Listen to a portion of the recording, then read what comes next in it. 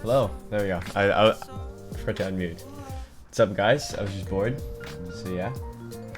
Welcome. Welcome, everyone. Something else about speed? Sure. I'll also clear up some other things as well. Yo, Kenshin, thanks for 3 months. Appreciate it. Thank you. Do I like 1Ds? Yo, 1Ds is sick. Pretty good. Welcome, everyone. Welcome. I haven't fully decided on how to properly start it, but I just know that I got the whole script ready. Got everything. Hey, how you doing? I'm just gonna wait for a little bit for people to come in so I don't talk about it and then people not be ready. What's up, guys? How you doing? Hey, what's up, Oktio? Happy birthday. Nice hair, thank you. Yeah, the Marami method leaked. Songs do you like from Dance Gavin Dance? I think it's private. I have a playlist from them that I added. I like Son of Robot, Death of Strawberry, Summertime Gladness, Tree Village, a bunch of other ones. Those are really good. Can you play us the guitar while we wait? Nah, I don't really want to play the guitar right now. How's uni treating you? It's pretty good. Pretty boring. Do I remember you? There's a lot of people. I don't remember everyone, but if you do reference something that I might remember, then I might remember you. Make it quick. Quick, yeah. Oh, it's Mikan? What? You changed your name? What the? Oh, I see. What's up? Yeah, sweet.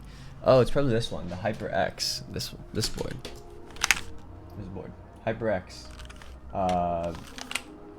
Alloy, TKL. Big fan since 2017. That's a long time. Yo, what's up? Thank you for being a fan since 2017. Why did you decide to trade your speed for so long? Mostly because I wanted to be a different player besides the usual norm back then. How to deal with visual fatigue? Go to bed. I don't know. I don't really get visual fatigue. Do you try IKBC? I have an IKBC. I don't really like it. Oh yeah, I forgot to upload it. I could upload it right now. Oh my god, I forgot. After class, I went and had breakfast.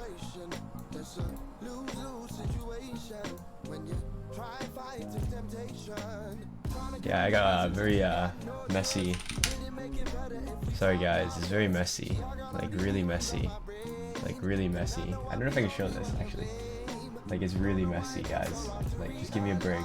Give me a break. Give me a break. Facecam delayed. Oh, is it delayed? Okay, I'll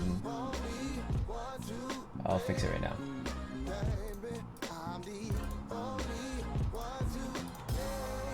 There we go, should be better now.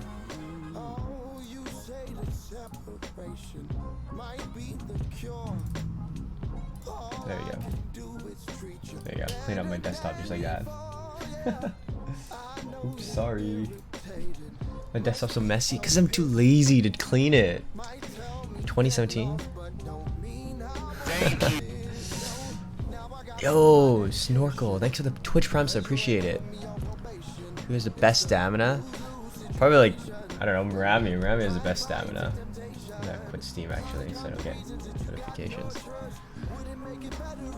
Send a map to test play? Not right now. I don't do test play, sorry. Well, I'll save the VOD. Yeah, I'll save the VOD, and then I'll have Razor clip the parts that are important and compile it into a video. I've never used a metronome. Yo, Ant the boy, thanks for that 14 months. Appreciate it. Thank you. How do you... Alright, I'll talk all about it later because I'm just gonna wait for people to come in. That way, I don't have to talk twice. Play 2 high BPM. Perma-damaged. Well, as long as you take proper precautions and breaks. Although everyone's different. Some people like take 1 hour breaks and they're ready for another one. Some people take a week. It's different from case to case.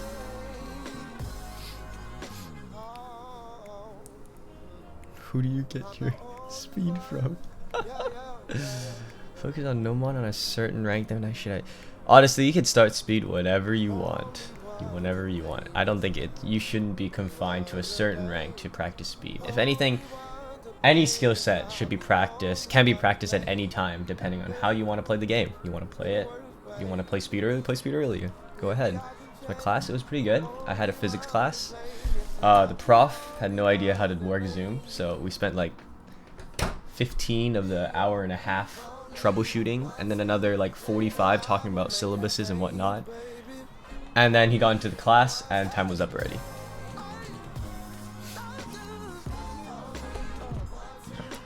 Is QnA using Kuso Resha? Probably not. It's just a Rafis skin, straight up. Can Osu Trainer? Yes, I will also talk about Osu Trainer a lot. Very, very emphasize on that. No, it's always really dry. My hair is fried because it's both permed and bleached, so it's gonna look fucking dry. I rarely shampoo my hair. If anything, I condition every day when I shower. But it still looks like this. Whatever. Grow it out, grow my black hair out, and then I will talk about speedy triples, although I'm not the best at it, so I'll give you my 2 cents about it. I'll also talk about finger control. What am I studying in university? Astrophysics. Yeah, I have my first classes. School started September 8th, 9th. Question regarding speed. What's the average speed of your tablet pen? I don't know. There's no way of calculating that. How do you manage your time for school? Okay, well, here, I'll give you an example. I have a test due or a sample test, and a bunch of other sample homework. I completed it. Complete the sample homework, complete the sample tests. You'll have easier time with, do the pre-readings, do a whole bunch of, just do it. Like, if something's due and like, if you're given a week to do it, don't do it like the day before. Do it like throughout the week. That way, for example, I might be like, I don't know, on at 4 and I'm not doing anything, like literally nothing. I'll just work on the assignment I'm given. I don't have to finish it. I just have to work on it. So if I do have to leave it to last moment, I still have a good portion of it done. Do you use any oil for hair health? No, I don't, because I am very uneducated in terms of hair. Yeah, I just leave conditioner in my hair for a long time. Stream me doing homework? I mean, I don't know if that's gonna be fun or not. Skin the MTC, that's just a Rafis skin. Long-term side effects? I don't know. How's your college? Everything's just on Zoom. Everything's online. Where'd you start if you want to do DT? Whenever you want. You should not do DT I mean, you can do DT whenever you want. You can do any mod whenever you want. Depends. Learn hidden. I did learn hidden with DT.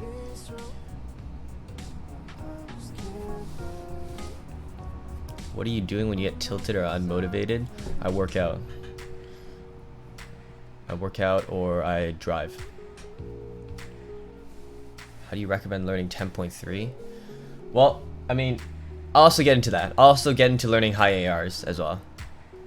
Why don't I interact with people on my Discord? Because I'm not on my Discord server. Or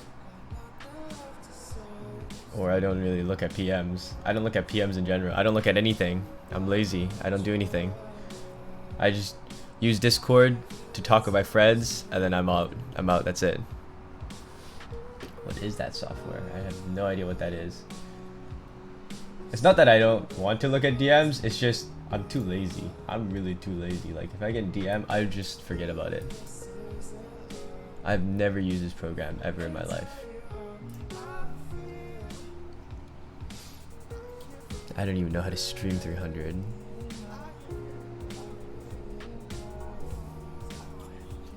Learning AR11 is just another skill set. That's cool. With speed. I mean, if you can do speed AR11, that's cool. If you can do AR11 jumps, that's cool.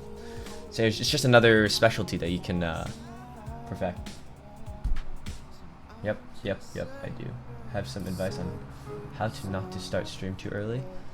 Well, it's like the same as maintaining a rhythm like this, except rhythm. Most beat maps are very rhythm in terms of notes. HXMR, thanks to 5 months sub. I appreciate it. Thank you. Tap X speed? I don't even play Tap X speed. Which times do you change my grip? Too many times.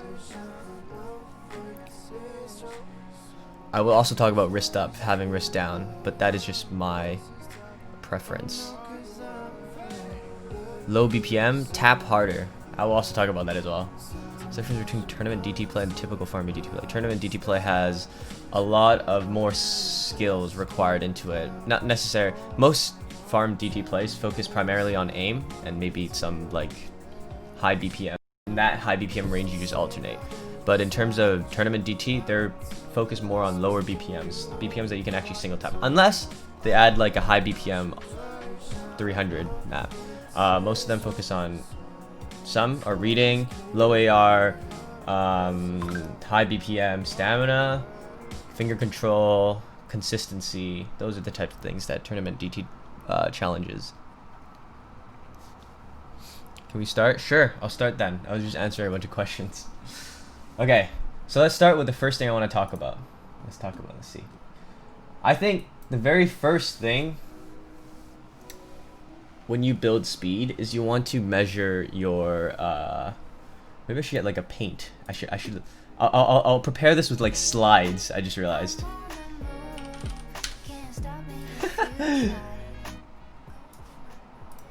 Alright guys, so here's my presentation, guys. Welcome to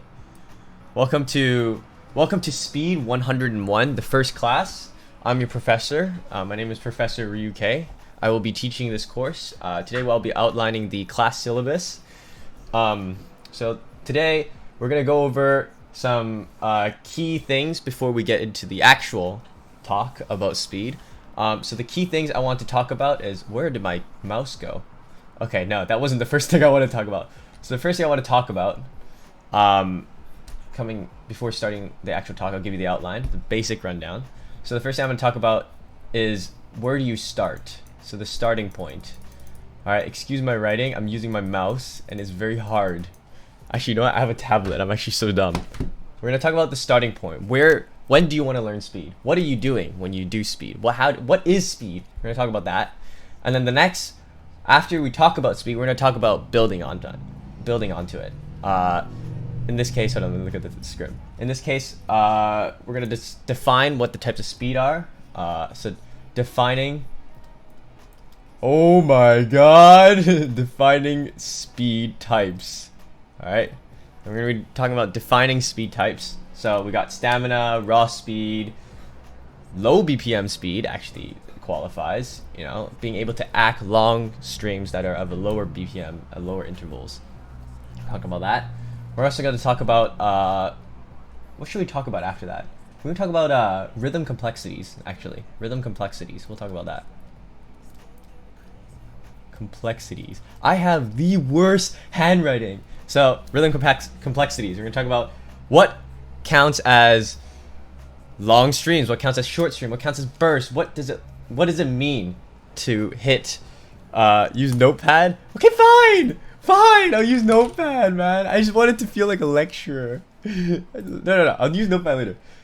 We're gonna talk about rhythm complexity, so triples, doubles, finger control, long streams, short streams, and whatnot, everything like that. And then after that, we're gonna talk about warm-ups. Yes, warm-ups. This is important. This is what you want to stick around for. Warm-ups is absolutely vital. If you don't have a good warm-up, you're not going to get anywhere. You won't emphasize your maximum speed capacity. Okay, and then we're going to talk about, after warm-ups, we're going to talk about how you want to build your speed. Building speed. Alright. And then this is like subbed into categorized of like stamina, raw speed,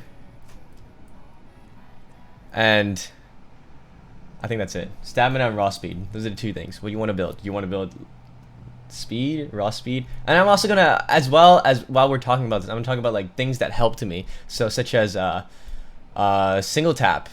That was a big factor. Single tap, what position, what kind of like technique, and whatnot. And I'll be using like enhanced cameras and whatnot. And I'll be showing us also a bunch of collections, a bunch of early maps hey, listen, I just drew my G's like this, okay? It's complicated.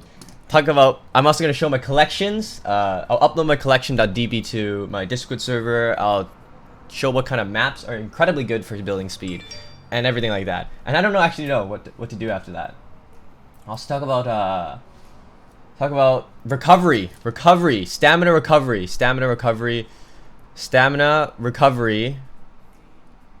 Okay, and then I'm also gonna talk about let's see, what to do after. So this is like the post speed. All right. So this is the rundown. All right, we're gonna talk about what is speed for the people who are new, lower ranked players. We're gonna talk about it. We're gonna define what speed is. We're gonna separate into subgroups. We're gonna talk about the different rhythm complexities, doubles, triples, quads, long streams, what counts as a long stream. There's a bunch of maps that emphasize it. I'll switch to Osu to show it. And we're gonna talk about the warm-ups, what kind of warm-ups you want to do. And then we're gonna go into how do you build the speed you want. What I want to reach a 240 BPM level, but I'm at 200. How do I get there? What is the ways to get there? And keep in mind, this is all things that I did. Completely different case to case. It could be different for you. You could go at a double the rate that I did, or you could go half the rate I did. It's all preferential and it's all different to different people. So this is the rundown. We're gonna talk about first the starting point. So what is speed? So how do we get into speed? What do we do? I want to learn speed, but where do I start? Well, so there are different kinds of speed. All right. So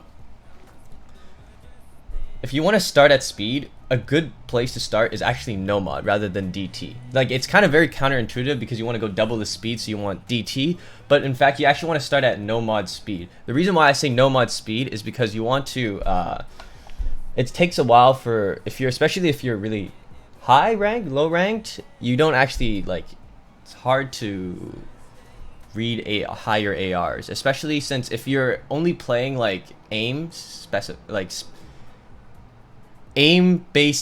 maps, it's really hard to adjust for speed-based maps at a higher AR. At least this is how I found it. So I found that I wanted to play no mod. So for example, if I want to learn 200 BPM, instead of adding DT on some like 140 BPM map, I would take a look at even higher star rating maps. For example, I don't know if it's Ascension to Heaven. Let's go find out. Ascension to Heaven. Yeah, Ascension to Heaven is 200 BPM. Despite Ascension to Heaven being like 8 stars or whatnot, it is still good to play. And even though it's hard, it's good, it's nice. It's hard, you're practicing space stream aim as well. Doesn't matter if you full note lock a stream or you whatever, just try again. Go ahead and start it. I can show you some, let's see if I can pull up this. I can show you guys some of the starting maps that I did. One of the biggest maps that I learned speed on was actually very unexpected. Hold on, I gotta switch to this. It's not working right now. It's actually this. I want to find my old plays. There's actually rotor resistance. Look at this. Look at this. Look at this. I have a D. I have no fail plays. This is a great map to start. Doesn't matter if you can't stream 180, if you can't stream 150, this is a great map to start. Rotor resistance is a great map to start with. It's a nice 9.5, pretty standard, very not bad of a AR to learn it on. 200 BPM, plenty of nice long streams. Let's take a look at them. And you got some nice aim-based practice into this. This is a great map to start. I started on this and Ascension to Heaven. And there's other rotor resistance maps to come in as well. So that's where you want to start. You want to start to build speed. You want to start at the no mod category, and then you want to go ahead and try to learning the higher ARs. So for example, AR 10.3, 10.5, and if you don't know those ARs already, it's really highly recommended that you start building on those high AR reading before you start getting into lots of speed, because lots of speed requires high AR reading as well. Although high AR reading is very very subjective. So there's that. You won't get better. So does speed help with aim speed? Aim speed and speed is very different. Aim speed is like, I don't have much aim speed, but I have a lot of speed. So MREC is an example of a player who has incredible aim speed. One of the best I've ever seen. Ever. It's amazing. Oh wait, that's the hand cam. Ever. So that's a great player to look at for aim speed. What are some good things to play to learn 10.3? I didn't think about this, guys. I got hit with a hard-hitting question. Okay, well, let's take a look. I didn't really learn speed starting at an AR like 10.3 because I already knew 10.3. I already learned it. By the time I started building speed, my AR reading was already 10.5. But let's take a look. Honestly, you can slap any map with AR9. You can just type in AR equals 9 and slap any map with that with DT, and you'll get 10.3. And a lot of like lower, like second, like expert insane diffs. Yeah, skill did. Expert insane diffs have a lot of nice, good simple patterns. You got some good rating there for higher AR like 10.3 and 10.5. But what rank did I start practicing speed? It was rank 10. Rank 10, 9, 8, 7. When I was ranked 7 to 10, I started practicing speed. So there's that. So that is we've defined it. We got the speed. Now we're gonna talk about rhythm complexities: doubles, triples, quads, bursts, streams. What defines how long a stream is? A great map that defines, like in my opinion, what number of notes that equate a stream and what number of notes equate a like a death stream and whatnot is actually very famous. Isagu. Isagu is a very good map to define, in my opinion, what a burst and what a stream is. All right, so hold on. This is also opinion based. I think, in my opinion, a stream is 32 notes. This is a stream. This is like a stream, and anything below this could also be classified as stream. This is actually a little too long. Like nine notes is where where the burst is. So if you just remove these, this is a burst. This to me is a burst. And then anything longer than that is a stream, and anything as long as this is a death stream. And so these are the type of things you want to look out for when you want to build speed. You gotta first, I would do burst speed and then stream speed, and then death stream is what you want to do last. And death stream will always be a lot slower or a lot lower BPM than what your burst and stream speed is. For example, my death stream speed is like probably 270 compared to like my burst speed being really high up on the 300. Okay, sure, yeah, 10.1, 10.3, those type of ARs are really good. Anything above 10. So yeah, there's that. Do you stream with your wrist or fingers or both? Okay, I'll also get into that. So hold on, let's see, where are we at the notes? Okay. Finger control, I'll actually, you know what, I'm gonna separate finger control to later after I talk about more of getting into the thing, because I think that's more complex. Okay, so warm-ups. Let's talk about warm-ups. What kind of warm-ups are we doing? Finger stretches are good. It's very important that when you do warm-ups, you don't overwork yourself. If you overwork yourself while doing a warm-up, you're going to get RSI. If you do not put in the proper warm-up, you will get hand pains. You will get hand cramps. You will not be at top-notch shape. It's like if you want to go ahead and, I don't know, let's say play basketball. You want to do stretches first. You don't want to just go into playing basketball. You're gonna wake up with like your whole body sore the next day. You gotta do like pre-exercises and post-exercises. So so warm-ups is always very important. So now, the way I do my warm-ups is I always take my top speed and I minus 50 BPM, between 15 to 50 BPM.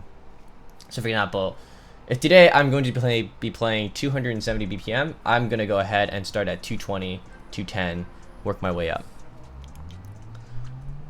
And then you will know when your warm-up is done. For me, I know when my warm-up is done when I start not tensing up for lower BPMs. For example, I'm warming up on 240, all of a sudden I'm I'm okay. I play a bunch of 240 BPM maps. I'm starting to get the hang of it. That's how I know I'm warmed up, and then I can start moving on to 255, 260, 270. You want to go up by increments of 10 and 15. You never want to. You don't just warm up. Okay, I'm good for 240. Let's go straight into 270. Yes, you can do that, but it will be tough. It will be tough, and it's gonna hurt, and it's bad. It's basically bad. 50 less than stream speed or burst speed. Well, in this case, I take into, well, it depends on what you want to play as well. Your warm-ups also dictate what you want to play. If you want to play death streams, go ahead and play significantly low BPMs for prolonged period of time. For example, if you're going to play 270 death stream maps by Mazarin, go ahead and play Ascension to Heaven. Ascension to Heaven is genuinely a good map to practice consistent long stream speeds. So that's good. So it also depends. So if you want to play like burst speed, high burst speed, and high stream speed, then you can go ahead and talk about, or we can go ahead and lower it down and just slowly work your way up on good songs. Like there's a lot of good warm up songs out for this. I can bring you some of them. So Felt is a great artist. They have plenty of nice maps. Flower Fag is good. 240 BPM, simple, nice cool map. 10.3. I don't actually have most of them in here. This is the other Flower Flag, 255. Great. Mind sharing? Yeah, I will share my collection. But yeah, it's 255 as well. Felt is a great artist to look for warm-up maps, especially if you're hovering around the 240, 250. I mean, if you're looking for lower BPMs, you can always do BPM is equal to 150, and you'll definitely get the maps easy. Look at that. Look, I got a K-pop. It's 225. 225 pops up. Oh, utilize your BPM equals to whatever. Pretty good to really good, and you get to see all the maps that you own. And go ahead and download maps as well. Don't be afraid to do that. Can't download the songs from your collection.db. Some of them are unranked, and some of them you just can't download. It's AIEAE. That's a great map to practice with. It's great. It has lots of streams, lots of nice rhythm complexities in it as well, so that's great. Okay, I'm gonna take a minute and look at chat, see what kind of questions. Actually, how it to speed up my fingers become okay. I don't even know if that's like legitimate. Nice guitar, thank you. I don't even know what. Oh yeah, XQC way of explaining. Sometimes my knuckle hurts on my aim hand. Does that mean your grip is bad? It could mean if you're usually if you have pains in your aiming hand, you want to start looking at different grips, and maybe you're gripping it too hard. Maybe it's like your position of the hand on the tablet. You don't open collection.db. You put it into your OSU folder. I also talk about switches. Yeah, that's another one. I'm gonna talk about switches. Switches. I'm gonna add this so I don't forget. Switches. Become a good speed player without DT. I will also talk about that. Actually, you know what? I'm gonna talk about that right now. I'm gonna talk about the program. When I was doing speed, speed was very hard to achieve. It's very the collection of DB is on my Discord. It's posted in general, or posted in announcements. When I was building speed, it was very hard to actually speed up maps, or like very specifically speed up maps. I had there was programs. Get out of here, Vinicius! I don't care. Get out! No, I don't care about your Corsairs. But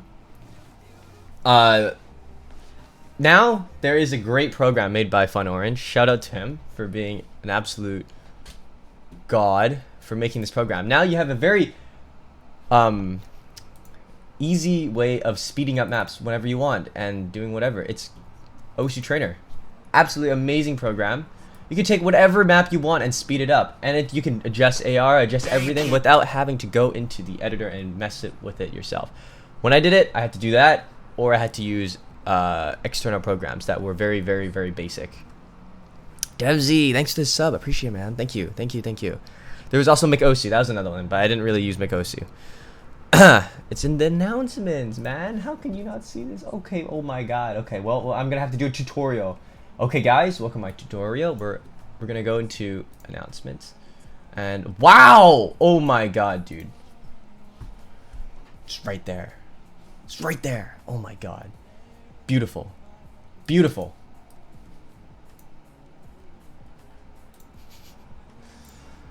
But anyways, this program is a lifesaver. Take any map you want, speed it up. Let's say you really like rotor resist. Okay, I'm using that too much. Let's go through my collections.db. Let's say, oh, Flower Flag. I love Flower Flag. This is a great map, alright? Amazing map. But it's too slow. 255. I'm faster than that. I'm amazing. I'm the best. I don't want this. We're gonna go ahead, go into the program. We got, look at this, Flower Flag. Let's go ahead. I want this to be 200. I'm gonna 300 BPM this. I can't read 9.6. I'm gonna put it to 9.2. I'm gonna put it to OD7 so it looks like I'm SSing these 300 BPM streams. You can do that. Do that. Have fun. Go ham with this. Put this to good use. Fun Orange was a great guy, great coder. Made this for our use. Utilize it. Great program. Take no mod maps that you think you want more MoMA maps. You want more maps like this. Gorshit is another great artist with great type of finger control type of maps. Like, look at this, Over the Flood, great. I want to play Over the Flood, but I can't play those in DT. Go ahead, use Osu Trainer. Change it to 220, change it to 240, change it to 255, change it to 270, change it to 285. You can do all that. Great program. You can take DT maps, put it to no mod, and just speed it up. You can just do that. It's actually amazing. Great program. Utilize this. This is a tool, an assistance tool. Use it. So there's that. I'm nearsighted. Anyway, so that would be how you would, maybe if you want to play more of a specific BPM, but you can't find maps like that. So you just take maps you already have and just speed it up. I don't actually have the link to it. I'm pretty sure if you search up Fun Orange Osu Trainer, it might actually pop up. Fun Orange Osu Trainer. Yeah, there it is. I think it's this one. Yeah, it should be this one because it's the GitHub. Yo, Dev Z, thanks for 300 bits. Appreciate it. Thank you. Thank you, thank you. I'm ranked 500. Can I have a 2D of PT? What is 2D of PT? Oh my god. Any map advice for sub 160 BPM? But using Trader makes songs sound bad.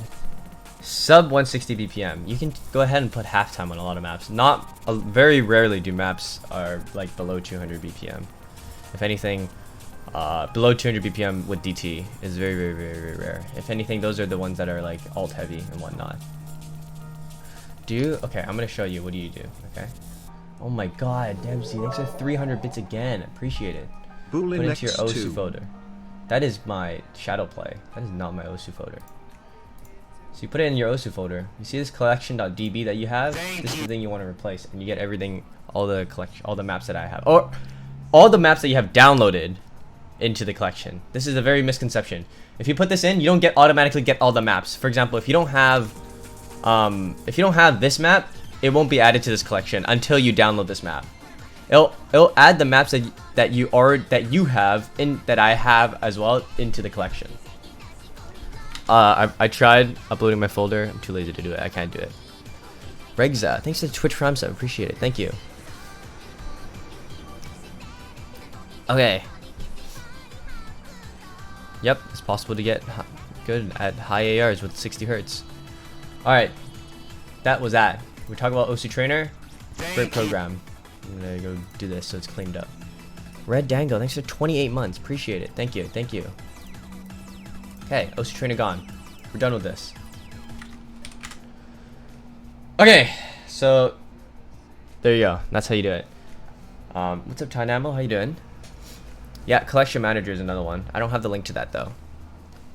Okay, so let's talk about the next one. Talk about building speed. This is what everyone wants. Everyone wants to build speed. Everyone wants to get rich. Everyone wants to build speed. Everyone wants to be fast. So how do you build speed? So let's go ahead and start with maps. All right. So I want to be this is the reason why I uploaded my collection.db. If you go to the date added, this is a great way to At my initial approach to speed is basically playing maps that I want for passes. I don't need it. It's not about FCs. It's never about being the fastest. It's about passing maps that are BPMs way above the ones that I can do. For example, this is a great map to talk about. Neuronesia. Is it this one or this one? This one.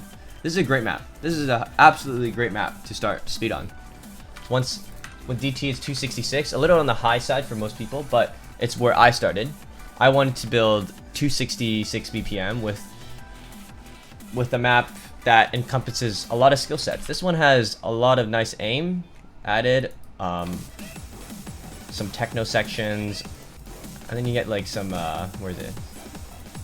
I think it's in here. Oh yeah, you get like some finger control sections. And you get like a pretty good lengthy amount of streams. You want to look for maps like these. It's hard to find, but if you find maps like these, they're great practice. Like look at these. These are great rhythm complexities to practice on. Like look at this. Double, triple, great rhythm complexity here. Kanjo no Matin Row is another great map. You just have to find a map that is just out of your range, but you can do it. It's like maps where you play it and you're like, damn, that was really good run. I really like that map. I can feel myself straining. Now there's a difference between straining and hurting. I can feel myself straining, and I know that this is a map that maybe in the future I can FC, and it's great. So you gotta find those maps. So it may not be 266 BPM for you. It might be something as simple as maybe Flower Flag that earlier I was talking about. Maybe it might be this, or this one.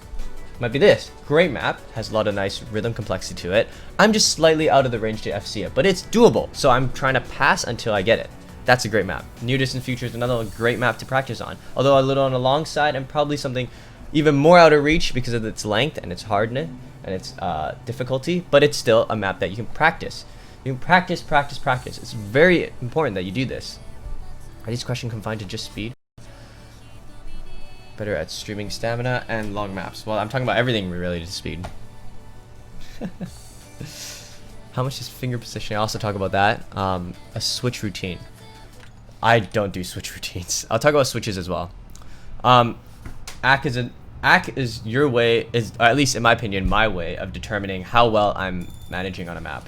We can take a look at earlier plays on this. Well, look at this. 2018. I got 60 hundreds. You could FC with 92%, but that wouldn't mean anything. You want your ACK to be nice. You want it to be in the higher end.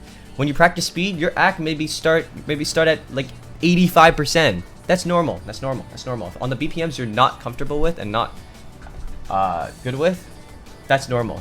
You gotta just stick through it. Oh my god, this is a great map. 251 BPM, absolutely doable for a lot of players.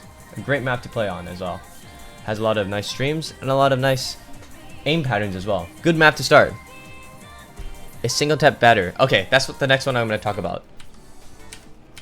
And then I'll talk more about building on the speed. The way I built my speed, it's completely different for anyone, is by single tapping. There is a very direct correlation for me between my single tap speed and my stream speed, burst speed, and stamina speed. If I can single tap 260, I can stream 260. If I can't single tap 260, I cannot stream 260.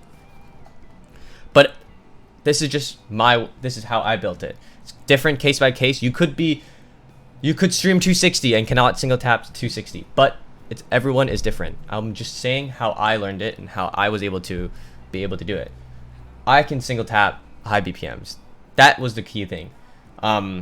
Especially when I first started building speed, I was top 10, couldn't single tap Harumachi Clover. I shit you not. I reached top 10, my single tap speed was dog shit. 200 BPM was already straining for me, single tap. That was literally it. Alright? So, the way I built it is that you just go ahead and you just look at maps and you just go ahead and just single tap it. That's literally it. That's literally how you build it. So I don't know any other way of building single tap speed besides doing that. You could go ahead and take just take any low BPM maps that you normally would alternate and just try single tapping it. You're just gonna build it that way. This is another great map to practice. Although it's 270, so it's kind of fast. Just practice. Maybe even in while you're, I don't know, not even playing Osu. Try, I don't know, single tapping. Maybe you're in a game or something that's not Osu. Go ahead and try single tapping. It's great. It's a good way of building speed, in my opinion. That's the easiest way. Because when I could single tap fast, I could stream fast. Because one finger was already accustomed to tapping fast. It was just practicing the other finger. Middle one, my middle is also way faster than my index, but I still use my index. I'll also talk about long stream in a second. So now that I got that, single tapping is directly correlated to stream speed. Well, for me. We're gonna talk about building speed. All right, so building speed. You want to first measure your speed. What is your max BPM? Use ICQ or something like that. When do you start getting tired? When do you start losing the ability to tap? You take that BPM, all right? Then you go down. It seems anti-intuitive, but you want to go down. The better you are at the lower BPMs, aside from your max stream speed, the better you will at the max stream speed, if that makes sense. I need a chart for this. I need to make a chart. It doesn't make sense, but I'll show you, okay? So, oh, I didn't save. Shit. Okay, it's okay. So, let's say this is a graph, all right? This is a graph. This is your stream. This is your death stream, or let's say this is your burst speed. Your burst speed is here. It's at 200, all right? Your long stream speed is like over here at 180, and then your death stream, which is like 30 plus notes, is like here, all right? It's like right here. It's like 140. You can do like 100 notes of 140, and then you die. All right. If you increase this, you directly increase this, if that makes sense. The better you are at streaming a certain BPM at longer times, the better you are, the better you will be streaming higher BPMs, but at a shorter amount of time. And now it comes techniques. So there are different techniques. Here's where I'll show you my technique. All right. It's different for everyone. I just use this one because it's the one that's best for me. All right. Because my single tap is directly related to my stream speed, so that's why I talk about single tap there. So, as you know, I'm not one to have my wrist on the table. There are different types of like strain that you want to put on your hand. Higher burst speed. It's like how do I explain it? The more you strain, the quicker you are at short intervals. So if I strain myself right now, I could like maybe burst 300. Like this is like it just a short, like a push, a strain, like a short strain. You could do high BPMs, but like for 5 notes, that's it. When you lower the strain, you lower your speed, but you also increase the amount of notes you can stream. So for example, 180 BPM. Let's say I want to stream 30 notes. You want to still put in the strain that you need as you would to burst a higher BPM, but maybe a little less. But this time you want to focus on more relaxation than tensing up. Because if you tense up, you will finger lock. Number one cause of finger lock is tensing up. When you do streams, when you do higher BPMs, you want to maintain as relaxed as possible. In fact, you want to be so relaxed to the point where you're regaining stamina while you're streaming. And that is possible. That is possible. At really long streams like Transcend, it is possible to regain stamina while streaming. So let's say this is a very relaxed position. A very relaxed position, you should be able to stream that BPM for a very long time. All right. Now here is where you start to strain a little bit. Now here I'm gonna pick up the speed. You're gonna start straining a little bit. You want to put the strain on fingers, if that makes sense. For example, my thumb is where I put most strain on. So if I want to stream even higher, I start pushing my thumb out. And then the more you strain, the higher my wrist goes, and the higher my strain is. The reason why I don't use my wrist on the table is because, one, it avoids using muscles in your wrist region, and actually prevents or lowers your ability to get RSI, because now the strain is offloaded onto your muscles in your forearm. And so now, instead of streaming with your wrist, you're now actually streaming with your forearm, and that way you prevent arm pain, or you prevent wrist pain. That's another thing I need to talk about. See, there's so many like subsections I'm going off on. There's a lot of things to talk about, and there's a lot of things to. The more I talk about something, the more like loopholes I get, the more like directions I get. But here, let me zoom in on my actual forearm. Here you go. So this is wrist rest is also very important. When I stream, this is the position I am. So my actual strain is actually located on this 90 degree here. Always have a 90 degree when you play. It's very good for wrist health. This is really good. And the higher BPMs you strain, the higher my wrist goes. So there's that. So any issue? So the issue for me with having my whole arm on the table is because now I don't have like a leverage point, if that makes sense. Maybe I could go like this, but it's not like, it's weird, because if you play like this where a little bit of your arm is sticking out, now you can't really raise your wrist. So it's hard. That's why I highly recommend having a wrist rest, or arm rest, sorry. But if you don't, try and get your whole arm on the table and raise your wrist and have your elbow as your pivot point. This is very important, that when you build speed, you want to be very cautious about your arm health, or else if you mess up, you're gone. You're done. You're donezo. That's it. Aiming hand is whatever you're most comfortable with, but whichever hand that has the most strain, 90 degrees is always a good idea of measurement of what you want for the healthiest kind of position. I'm talking about it. Well, upload this to YouTube. Yeah, I'll get Razor to clip it and whatnot. So there's that. So when you want to build, okay, now I'm back on the topic of building speed. See how many like directions I have to go? So now we're back on speed. All right. So now we're back on speed.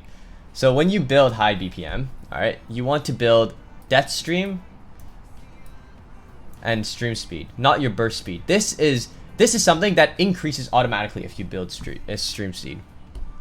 This increases automatically. You want to focus on these two.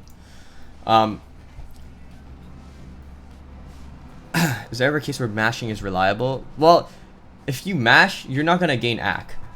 But an AC is the #1 determiner of how well you've progressed in terms of speed. You can get an FC on Vertex Gamma 300 BPM 50%, and it wouldn't count. It is way better to get a like 20 miss 70% run than a 50% FC. So the #1 thing to look for is your AC. If you don't have good, it doesn't even matter if you FC or not. You could choke the map, but as long as you have good AC, it shows progression. If there's a map that you get B ranks constantly and you finally get an A rank, good job. That is the thing you want to be working towards. Let's say okay, what else do I want to talk about here? So yeah, AC is #1 factor. So when you build speed, build it on increments. So for example, you can do ICQ 200 BPM and I want to do 240. Go ahead and do 210, 220, 230. Don't go straight into 240 and expect to be good at 220, 230. Don't skip levels. You want to build it, because if you don't build it, then you're just going to be giving yourself a higher chance of RSI or whatnot. I'm talking about stamina right now. Stamina is related to death streams. Death streams will always be at a tremendous rate lower than what your burst speed is. And in order to build that, it's really hard to build that because there's not a lot of maps that actually do it. If anything, you can take the maps that are actually really high BPM, like 270, and just lower it down with Osu Trainer. We can 100% do that. Doing halftime on those maps are incredibly viable, especially if you can't do it. Any tips to improve? If you have low AC while streaming, it could also mean that you are not clicking at a good pace, if that makes sense. For example, I know metronomes actually might help. I don't use metronomes because I didn't need to. I'm sure people who are musically or who have played an instrument are more inclined to get better act than other players. I don't know. That's just. But you want to if you start getting bad act at higher BPMs, it just means you're mashing or you're not good at that BPM. So for example, here's a good way. For example, if I want to get good at 200, I want to tap at 200 at a consistent rate. Maybe just tap your feet or something. Or maybe even something as simple as emphasizing every one note every 4 notes is already good enough to keep act. For example, 1, 2, 3, 4, 5, 6, 7, 8. That's already a really good thing to do.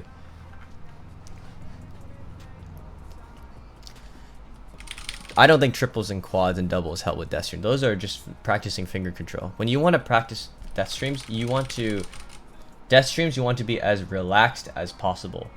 As relaxed as possible. When I mean relaxed, I mean you should be at higher levels. You should be regaining stamina as you death stream lower BPMs of your high BPM range. For example, if I'm really good at 270 death stream, if I do 255 death stream, I should be recovering stamina. That's how relaxed I have to be. To not mash is to literally, you have to practice it. Go lower BPMs and start tapping them with a certain beat, like 1, 2, 3, 4, 5, 6, 7, 8. Or even while you're streaming, have a metronome or something to keep you in beat. If you fall out of beat, you're gonna start getting hundreds. For offset when I stream, so if your fingers are offset because you're thinking, that's how you're thinking. You're thinking of them as individual 1-2s, and so you're hitting them as W's like that, a double like that. You want to avoid stuff like that and actually start like doing a one fluent motion. Like practice it. Just practice it. You don't have to be playing OC to practice it. 1, 2, 1, 2, 3, 4, 5, 6, 7, 8. A little bit fast in the counting, but a metronome helps. You can tap your, if you don't want to say anything, tap your fingers.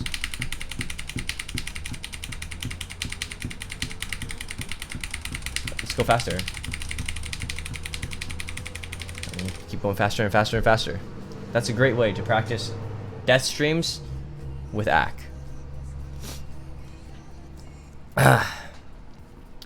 Sometimes it's not all about moving your finger fast, but rather being proficient at the BPM you're streaming at.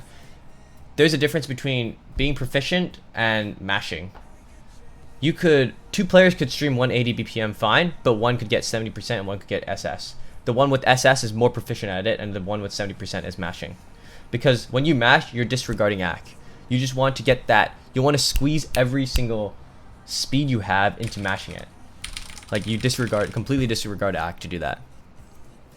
Should the stream arm be completely straight or slight curves are okay? It's whatever you're most comfortable with. When you play Osu, number one thing I always emphasize is comfort. If you're not comfortable in the position you're playing Osu in, then you're not gonna set plays.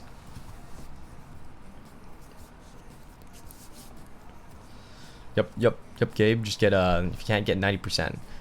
Obviously that's different.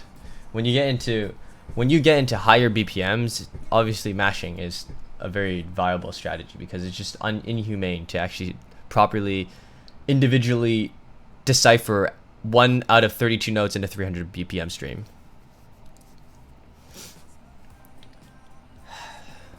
Wow, I talked a lot. I'm gonna drink.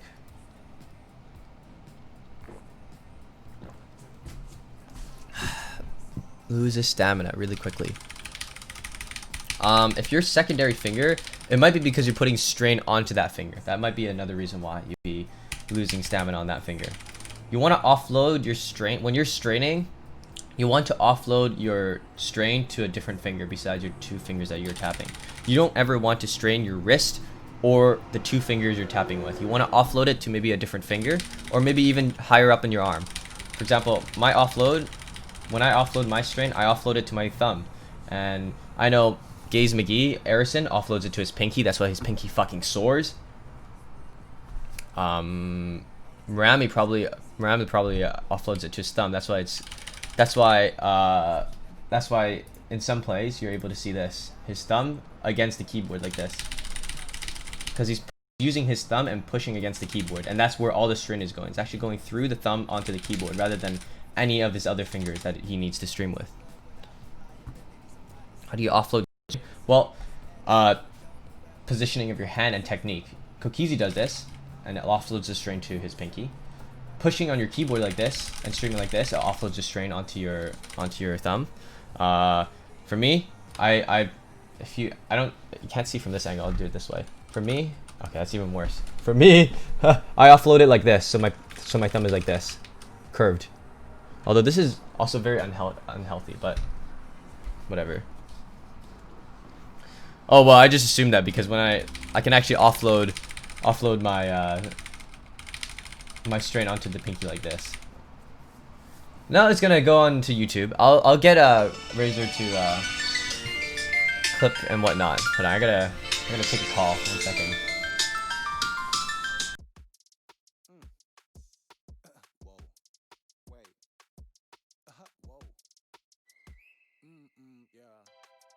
Can't believe you're on time.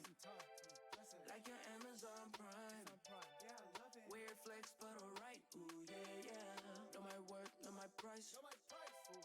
Nani's baby on fire. You're a star like Orion.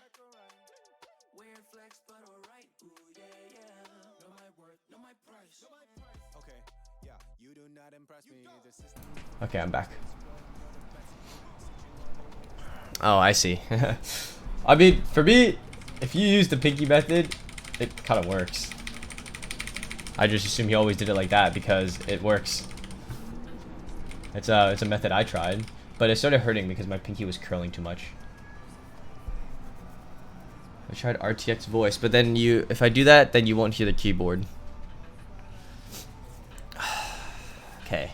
I don't actually have my outline anymore because I didn't save because I'm a moron. Okay, so that's that. That is building speed. That should be it. Let me see my script. Is there anything else I need to talk about?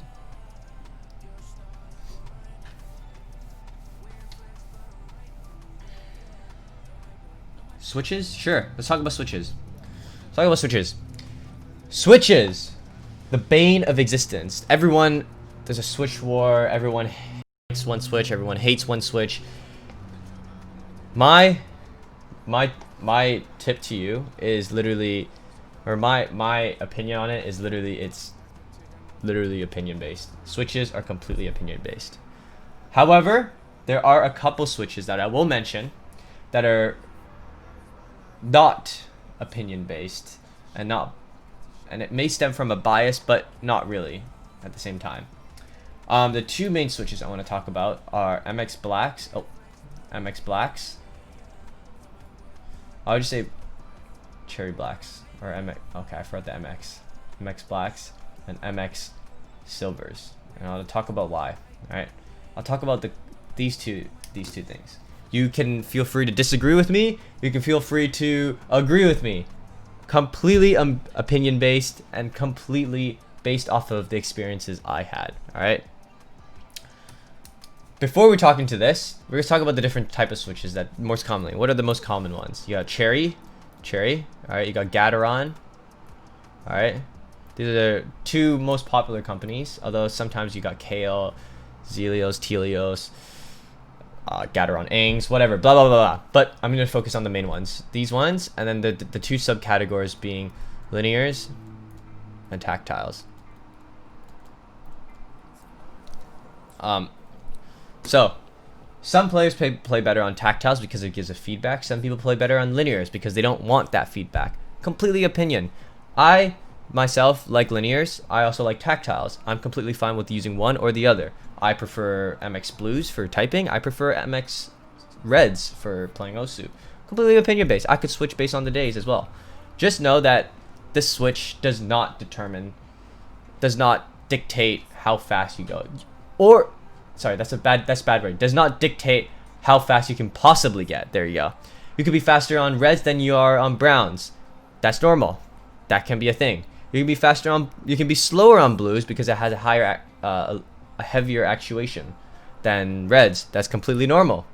Just know that whatever switch you like, is the switch you should mostly use, because it's completely preferential. And if you're not comfortable while playing Osu, then what the hell are you doing? If you haven't, it can be applied for anything. If you have an uncomfortable grip, what the hell are you doing? Change your grip. If the way you're tapping is uncomfortable, change the way you're tapping. If your switch is too heavy, go ahead and find a lighter switch. Maybe try MX Reds, try MX Blues, try MX. Why is there a... Wait a second. Is that from the... I just found a... This is on my tablet and I don't actually know what this is from. What?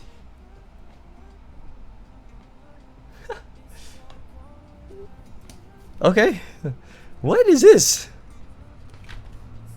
Sure. I have a free... What is this thing? It was just on my tablet. It's like sticky on the backside. I assume it's on like a keyboard feed or not, but it's not. It's from nowhere. What was that? It's not a keyboard foot. It didn't come from anywhere. I'll just put it up here. Wow. Sick. I didn't even understand where that even came from. What was I talking about? But anyways, it's completely preferential the type of switch you want. What do you recommend for people learning how to stream for the first time? Any switch. If you're not comfortable with a switch, change it. What are you doing? If you're really good on MX Blues, why are you changing? Playing with MX Blues. Just play with MX Blues. If you want to try MX Browns and it turns out you don't like MX Browns, go back to MX Reds. They're completely preferential. How can you find a good area? Okay, I won't talk about area because area is not related to speed. Yeah, exactly. There are players who play on MX Blues like Barami and stream 300 BPM. I play on MX Reds and Browns and I stream high BPM. Cushman Man plays on MX Reds and he streams like 5,000 BPM. Arison plays on MX Blacks and MX Blues and he streams 5,000 BPM. Zestiny plays on MX Reds. He streams 5,000 BPM. Completely preferential. Now, the two switch that I will highlight is MX Blacks and MX Silvers. So we're going to talk about MX Blacks first because that is what I would recommend. That is the pro. The reason why I recommend MX Blacks, I have an MX Black keyboard right next to me, is because most people think you buy an MX Black keyboard, you're really slow, and you just play with it for the rest of your life. No. An MX Black switch isn't supposed to be played every day. Well, it can be if you're practicing for high BPM. What it's teaching you is teaching you accuracy, making yourself not mash high BPM, and practicing and in general increasing your death stream, your stream, and your burst speed. Not if you play MX Blacks like this. Oh, okay. Of course you're gonna you're going to what's it called? Fucking tap every other switch with like extreme force. No, you want to use it as a tool. It's just like Osu Trainer. You use Osu Trainer as a tool. You use MX Black switch as a tool.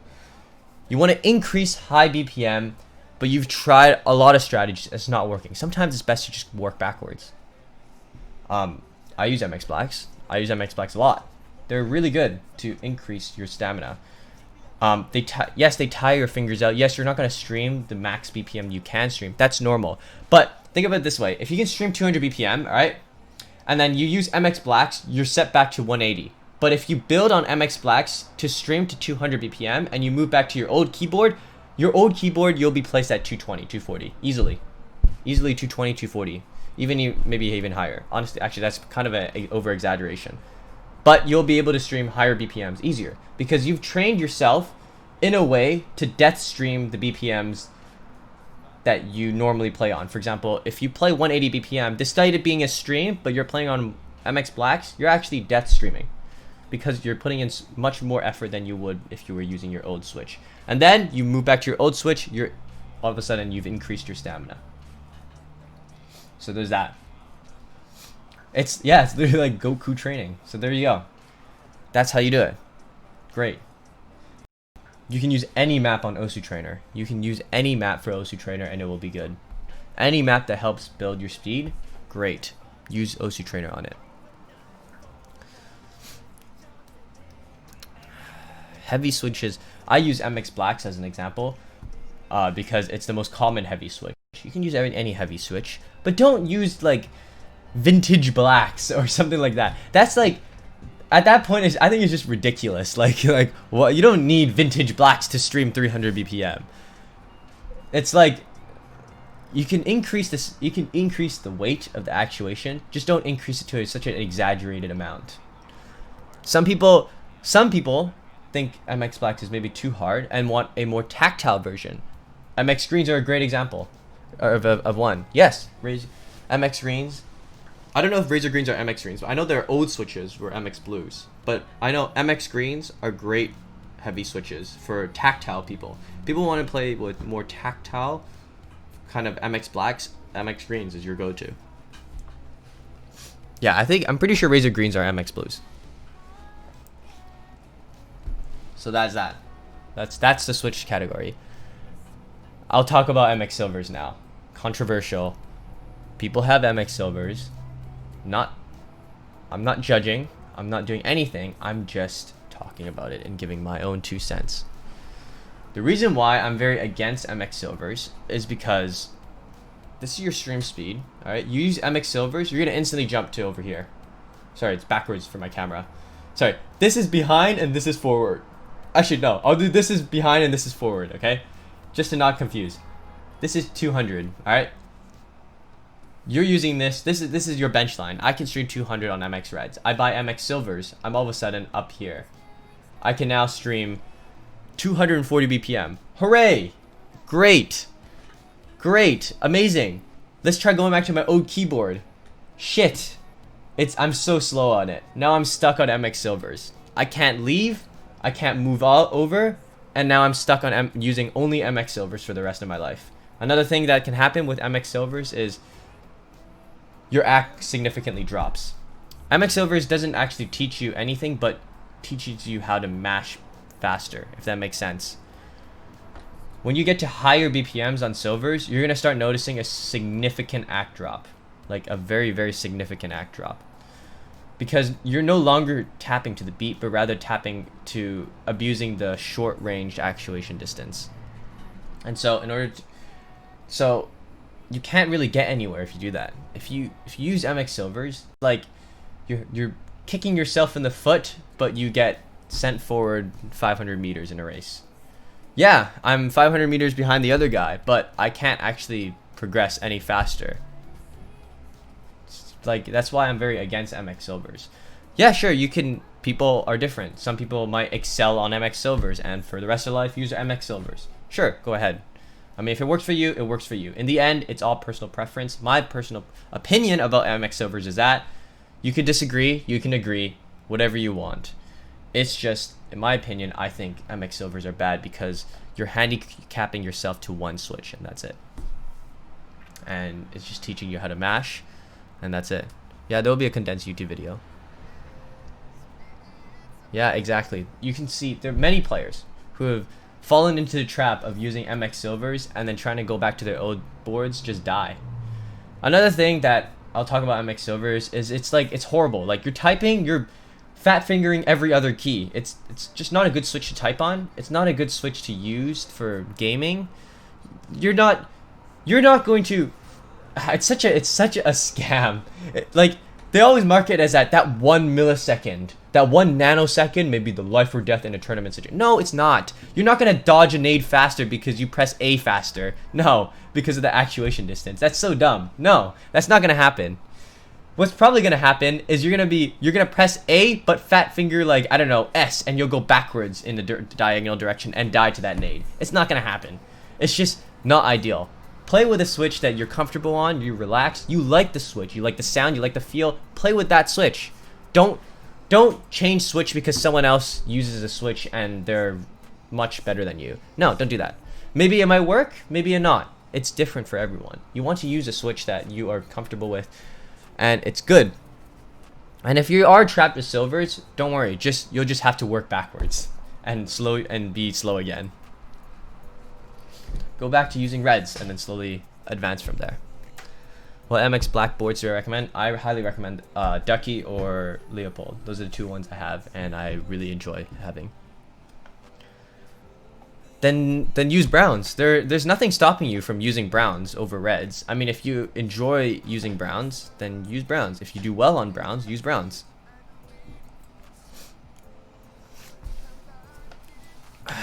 So, that is the whole conversation about switches. All done. We're done. Let me get rid of this. There you go. Okay, what do I do now? I don't actually have my list, so I actually forgot about what I'm going to talk about. I talked about switches. I talked about warm-ups. I talked about different categories. I talked about building speed. Building speed. I haven't used membrane in a long time, so I can't actually give a comment on that. I talked about starting point. Yeah, I talked about where to begin at speed.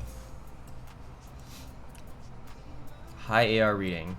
I just touched base on it, but I've already had like prior experience to high AR when I started speed, so I can't really give any personal opinion because it's been way too long for me learning higher AR, so I can't give a comment on that. Besides playing more. Finger control? When is it? I don't know. It's probably gonna take a while because I'm gonna need Razor to watch the whole VOD. Oh, okay. So we can talk about building speed and the breaks you take and what kind of things like that. When you build speed, you are going to lose it the next day. It will happen. It will happen. You will build a new new high BPM stream speed, and you will lose it the next day. It will happen. Just because that happens is not a reason to get unmotivated. Help Razor edit the VOD? Sure, you can help Razor. It's Razor, not Raisin. Yeah, you can help him out in the VOD. You'll just have to message him. So we're gonna talk about it. Over a period of practice, you will notice these sudden bursts in speed and sudden decrease in speed. That's completely normal. Every day is different. It could be because of lack of sleep. Could be you didn't drink enough water that day. It could be you didn't exercise. So many factors are included. It's hard to keep a controlled experiment or a controlled factor when it comes to speed. Just know that if you have an off day, maybe just not play speed that day. It's very simple. If you have a really good day, try push yourself. But when you push yourself, don't push to the point where your hand hurts. If your hand hurts, that is the time to stop. It's very, very important that you always put your health of your wrist first before the speed building. You will have unlimited time to build speed. You can have unlimited time to build speed. You can build it over a month, build it over a day, build it over a year, build it over 10 years. You can build it for the rest of your life. But just remember, when you fuck your wrist, that span of time that you have is no longer unlimited. It's now limited. And now you can no longer build your speed. I can't stress this enough, that you need to have good warm-ups. You have to have good warm-ups, good post warm downs, good stretches, good technique. You don't want your hand to hurt when you play speed, because if you do, then you're crippling yourself. And people are different. Some people might play 270 for 5 months, 270 for 5 hours and be completely fine. Some people might play 270 for 1 hour and they start having pains. If you have pains, stop. Just stop. Maybe play something lower BPM, and if you still continues to hurt, just stop playing. Just stop playing. Move it to another day. Speed is always here. You're not fighting for anyone for it. It's not a limited quantity. It's not an object that you have to get. It's a skill that anyone can acquire. It's simple. Orkano, thanks for the 3 months. I appreciate it. Thank you so much. What are some stretches?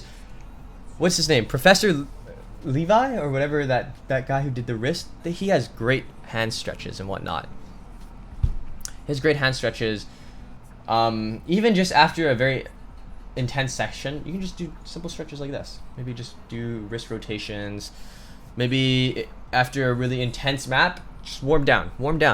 You can go ahead and just play a lower BPM. There's no harm in just like playing something else and then going back right at it. Just remember, always beware of your hand.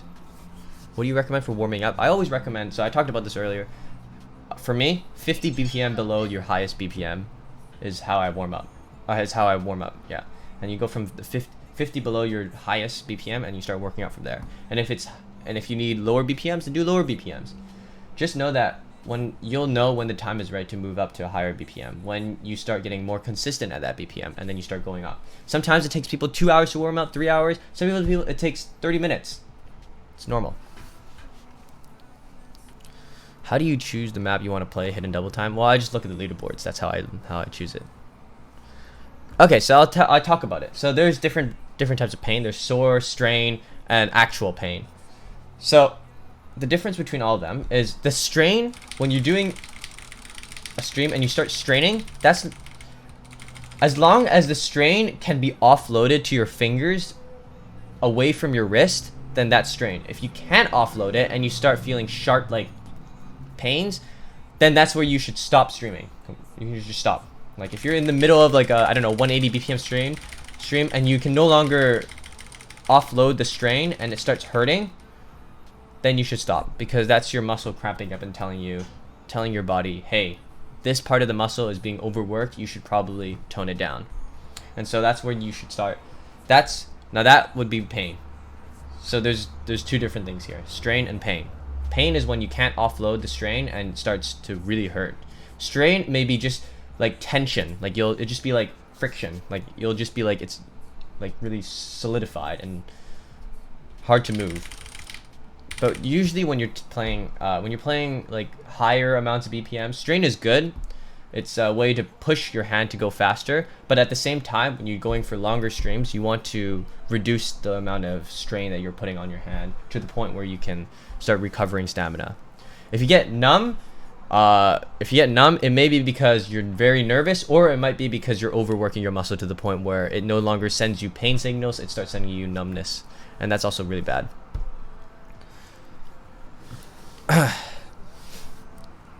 I can't comment on keeping nerves because mine is really bad.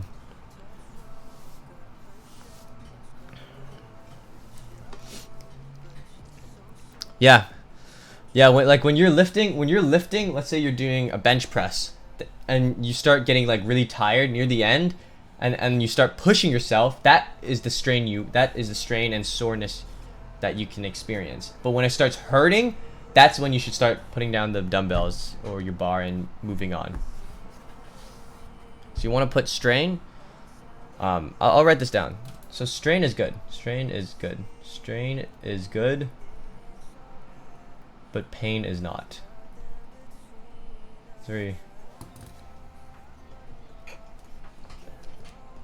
Finger lock is a very simple topic to cover. Finger lock happens when you're not used to the BPM, or B, you're straining too much. That's literally it. Those are the two reasons for finger lock. You can try yourself on your keyboard. Strain really hard, and then you'll start noticing like skipped inputs, or your hand might completely stop and you finger lock because you're straining too much. If you relax and you start just streaming the BPM, very rarely you'll finger lock. Maybe you might finger lock because you're not in that BPM sync, but that's usually it. And if you're not familiar with the BPM, then you'll probably finger lock most of the time. A burning sensation is like, okay, I know what you mean by a burning sensation. Sometimes it's good and sometimes it's bad. If it's a burning sensation over a really long stream, it's your body telling you it's really long and you should probably tone it down, and you should probably take a good rest after. But it's also good in a way that if you strain really hard for very short burst and it burns a little bit, it's good in a way how, like, if you are, when your muscles burn when you're doing a bench press and you're on like the last two and you can feel the burn, that's good, because it's like, because realistically when you build muscles, you're basically breaking down your old muscles, like destroying them, and then overnight they rebuild and as stronger muscles, and that's basically how people get big. You break your muscles when you lift, and overnight they repair, and they repair better and stronger. So that's basically what it is. Yeah, a lot of it is also building speed. If you use muscles to build speed, like for example, I use my entire forearm rather than my wrist, because the wrist is a very sensitive muscle. If I use my forearm, I'm actually, you know, if I sleep overnight, it's gonna repair itself and it's gonna be better. So there's that. Flat fingers or curved, whichever one works better for you. I know that if it's flat, it might have some problems with dislocating your finger. I know that's a thing.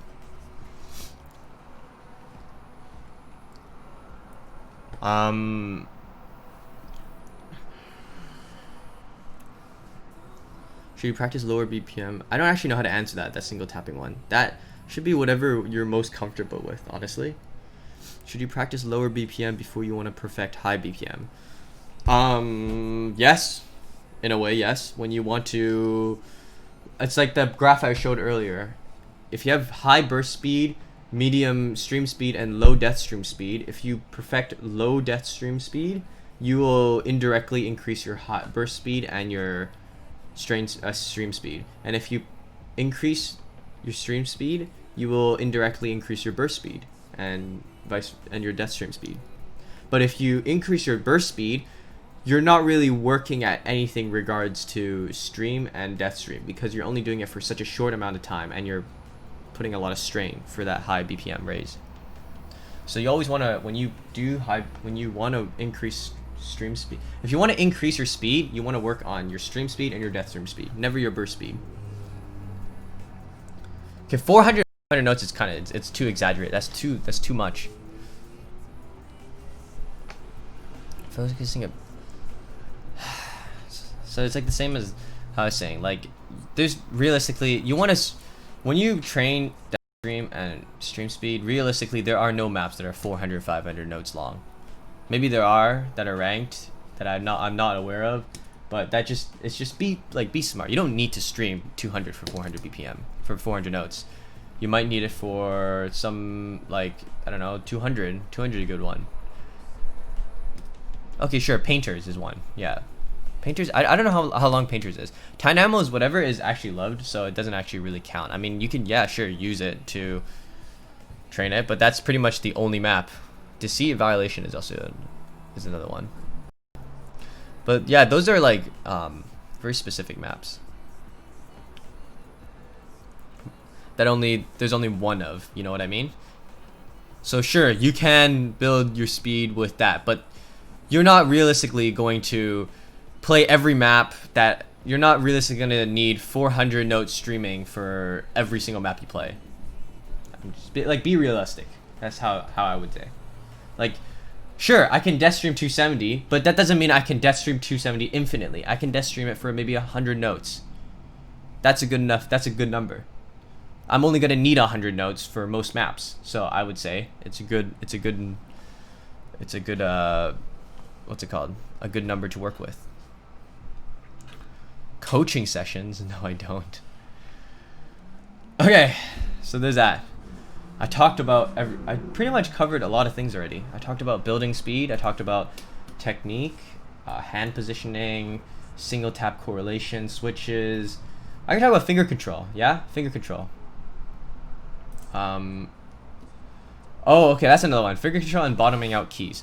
So, yes and no. If you don't bottom out your keys, you're in a way kind of mashing. You should.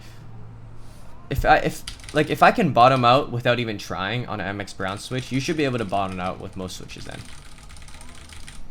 Even if you don't mean to. Just how hard you press it is another topic. I don't know because I don't use O-rings. Yep, I'll get a bunch of people to help me edit. I've tried Holy Pandas. Yeah, I'll save the VOD on Twitch and then I'll have people recap it and upload it to YouTube. So acting streams, I already talked about this, but I'll repeat it again. So acting streams basically are it's like, it's really very rhythm based, obviously for rhythm based game, but you want to be able to, a good way to get better act is to keep like a mental, you know, a beat for it. For example, if you're streaming 200 BPM, maybe have a tune, maybe have something like this. 1 2 3 4, like 1 2 3 4 1 2 3 4 1 2 3 4 1 2 3 4, like stuff like that. Just have like a good internal rhythm for it. Maybe even use a metronome or something like that, and then just combine it together. You want to stream it at constant speed. You don't want to be like you don't want to like go like all over the place. That's another perfection of speed that you need. When you, it's like the difference between a player. I talked about this analogy again. It's like there are two players. One can stream, both of them can stream 180, but one gets 70% AC and the other one gets 90. The 91 is more proficient at 180 than he is than the other player, because of the fact that he has a better accuracy, and because he has a better accuracy, he has a better like rhythm clock for it. The lower your AR, the better you are at the BPM. That's literally it. That's it. That's what the UR in that case means. I have to move my eye. Sure, you can try letterboxing. Letterboxing is a great way to lower the res of the monitor. Or yeah. Imagine streams in parts. Sure. I mean, if you have a break and you could put a stream there, you just tap along with it. Okay, I'll talk about finger control. Finger control is another topic I want to cover. So, doubles, quads. Incredibly hard. Very, very, very hard. How do I do it? How do I hit doubles? Let's say there are 4 doubles in the stream. How do I hit it? 4 quads in the stream. How do I hit it?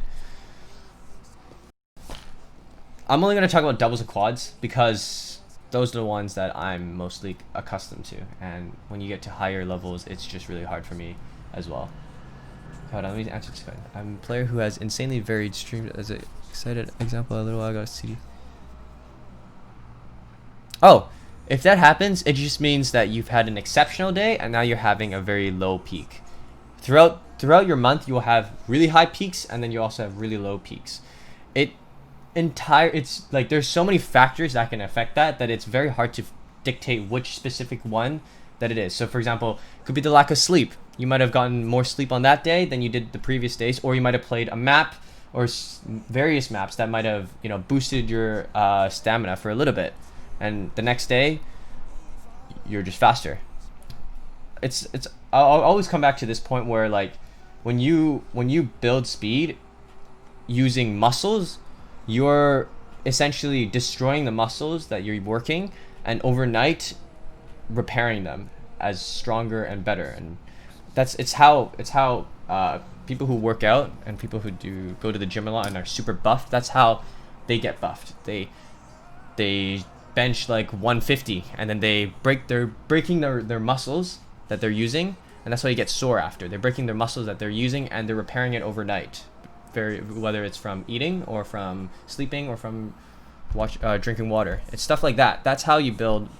It's the same way applied onto OSU, the same way you're building speed.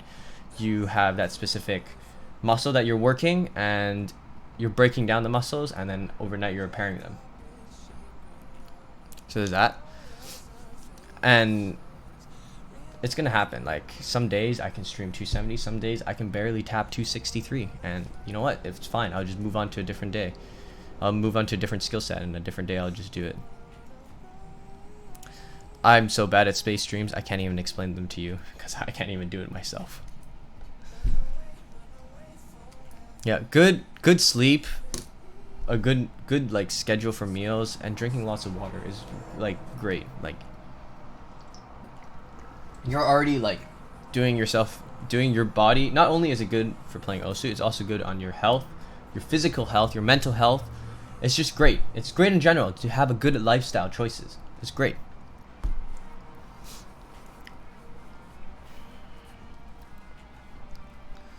Inconsistency mentally. If you have consecutive bad days, like that's another thing that you have to work towards. It's like having a good mental. IdKey is a great example of a player with absolutely fucking amazing mental. He's like literally a statue when it comes to his mental. Does not care about anything, and that's the reason why his success is so high. If you want to progress in Osu, you are going to have bad days. You will have maybe a streak of bad days. You may have a month of a bad day. If you continue working towards your goal, towards whatever goal it may be, maybe it's like, I want to get to this rank, but I'm having consecutive bad days. It's going to happen. You're going to be frustrated. Everyone, it's normal. You just have to find ways to cope with it. Mentally, it's draining, and I know it is. Maybe taking breaks even helps. But you want to, I don't know, it's like the same idea of never giving up. You know, you don't want to give up just because you've fucking, I don't know, you fell on the ground twice. I choked, I fucking choked We Cry Open like 4 times, didn't stop me from FCing it. Azer choked United like a shit ton of times, didn't stop him from FCing United. Stuff like that. Like, you just, if you work towards your goal and you're actively pursuing it and you're actively being aware of having bad days and having good days and having whatever it may be, as long as you go for it, it will happen. It will happen. It will happen. It will happen. You shouldn't let what other people tell you and dictate the way you play the game. You shouldn't have you shouldn't be discouraged just because you had one bad day. So what if you had a bad day? Let's have a better day tomorrow. You had a bad day today to have a better day a different tomorrow. It's like stuff like that.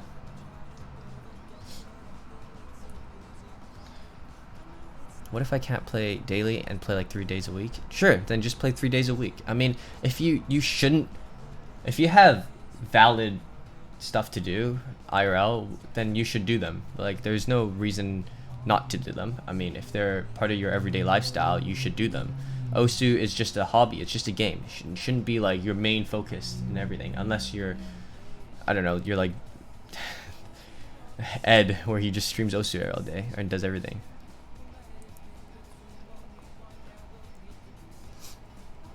And then the competitive hobby, then at that point it's like multitasking.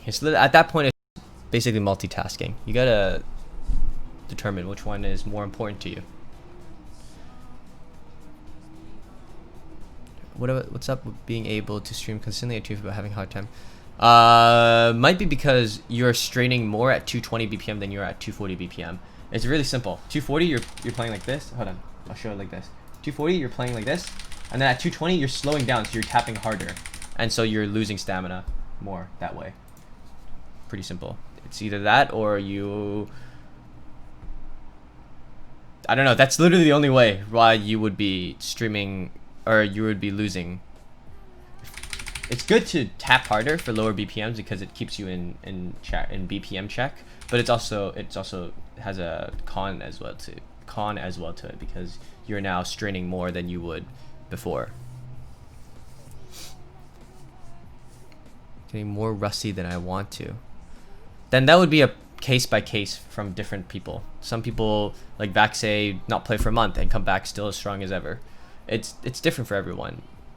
At that point, I don't know how to realistically help you because I've never had problems like that, other than continuously playing.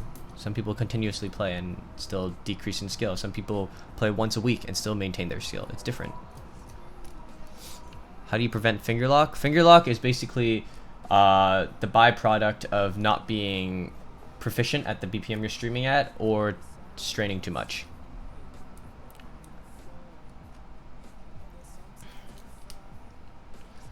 Stops clicking or skips a click. Maybe. I don't actually know. I've never had that happen, so I can't give a solidified response to that.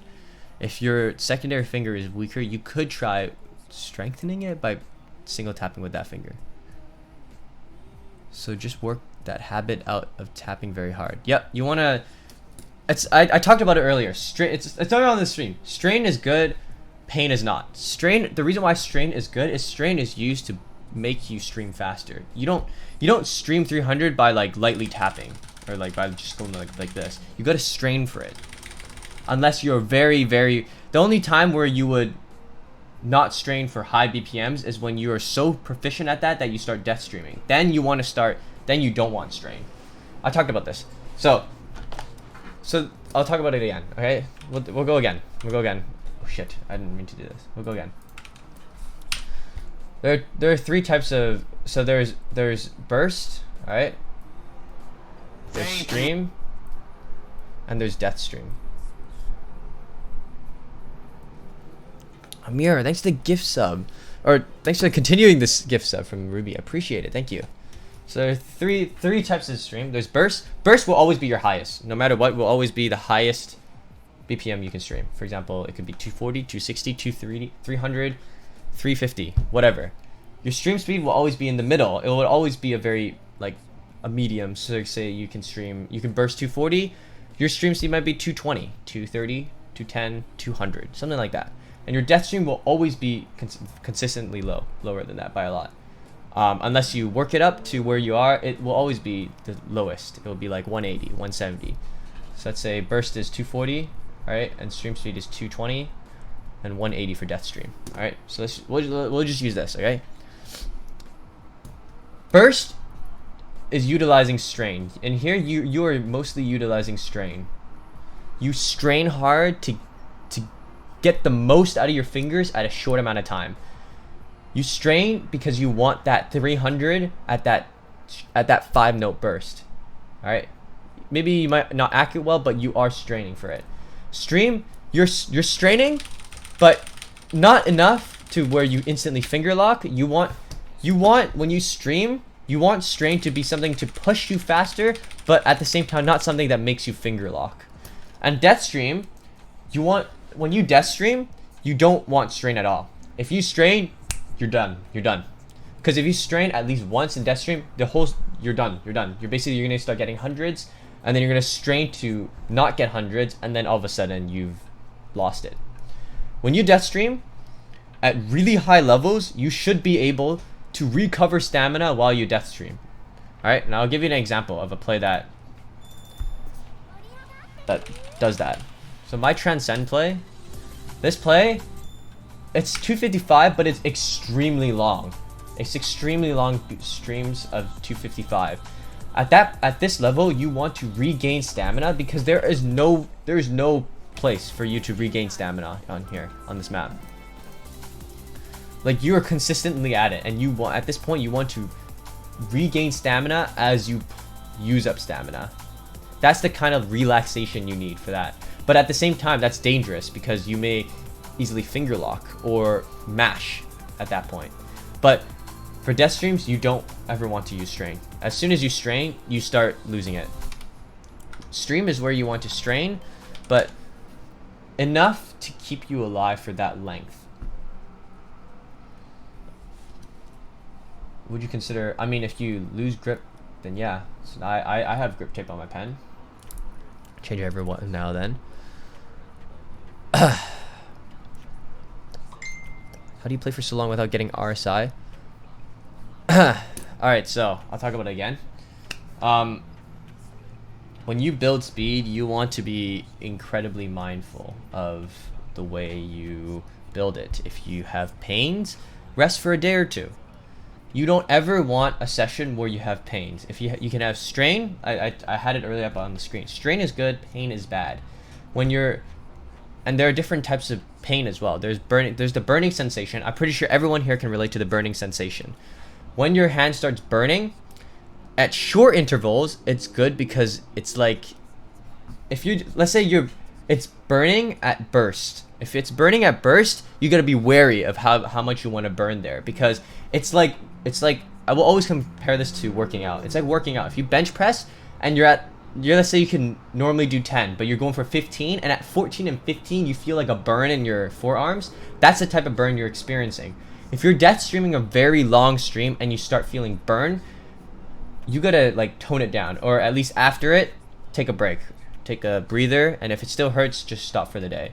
Because that kind of burn is your body telling you, hey, it's starting to hurt. You're overworking your muscles. You're overworking your muscle. You should maybe take it easy. That's what it means. What kind of grip tape? I bought, this is the tennis grip tape. No, the best way to build stamina, if you want, okay, stamina falls in between this line. It's like right here. It's like in the middle here. This is stamina.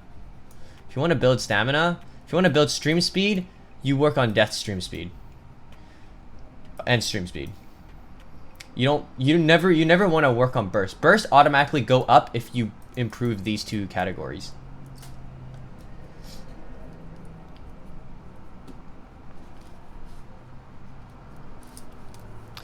Okay, well, you know what I mean.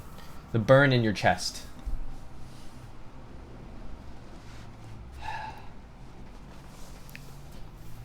Yeah, it's like that. If you work too hard, it could come from somewhere else. You put the collection.db file into your OSU folder. Lift your wrist full time. I mean, my wrist is always up. It's always up. What about finger control? Okay, let's talk about finger control. Triples and quick success. I'll talk about triples and finger control. So let's start with finger control. I use a technique called the gallop technique. It was first used and showed off by Mercurius. Basically, what it means is if there's doubles, you gallop. So do a 2-note gallop on your keyboard, and that's how you do doubles. How do you do quads? It's the same thing, a gallop technique, but just combined into one. Now this will drain your stamina a lot. Love you, man. Is it going to timestamps? Probably. I don't know how it would work for it. Raise, thank you so much for the $4.20. I appreciate it. Thank you so much. Love you, man. Thank you. His fingers, well, Marami, okay, I talked about it earlier. Marami, it's like the strain. You want to he's offloading his strain onto his thumb, pushing it against his keyboard. That's why his fingers don't really move. Tilting my hand when streaming. Oh, my hand tilts a lot to the left when I stream. I mean, I just move my keyboard more to the left. That's literally how I do it. So doubles are basically, you use the gallop technique. That's how you do it. That's how I did it, and that's how I learned it, but you will lose a lot of stamina when you do it. That's a really hard. And triples in quick succession, most of this has to be regain. A lot of triples in quick succession, if you're going off the same finger each time, is completely based off of single tap speed. If you can't single tap that BPM, how the hell did it get here? If you can't single tap that BPM, don't expect to hit triples in quick succession, because in a way you are single tapping, but even more, it's even quicker. Unless you're tripling with like opposite fingers. For example, you triple with your main, and then you triple. The next triple is on the left. Good way to single tap doubles, but switch finger. I mean, you can, but if it doesn't messes up your internal like fingering control, then you can use it. I just use gallop technique because it doesn't interrupt in my flow. I started it with my index. Sort of. I move my wrist left and right here. I'll show you. It's like this. Actually, it's really hard to see it. Here, I'll do a top-down view. Oh, and you'll see.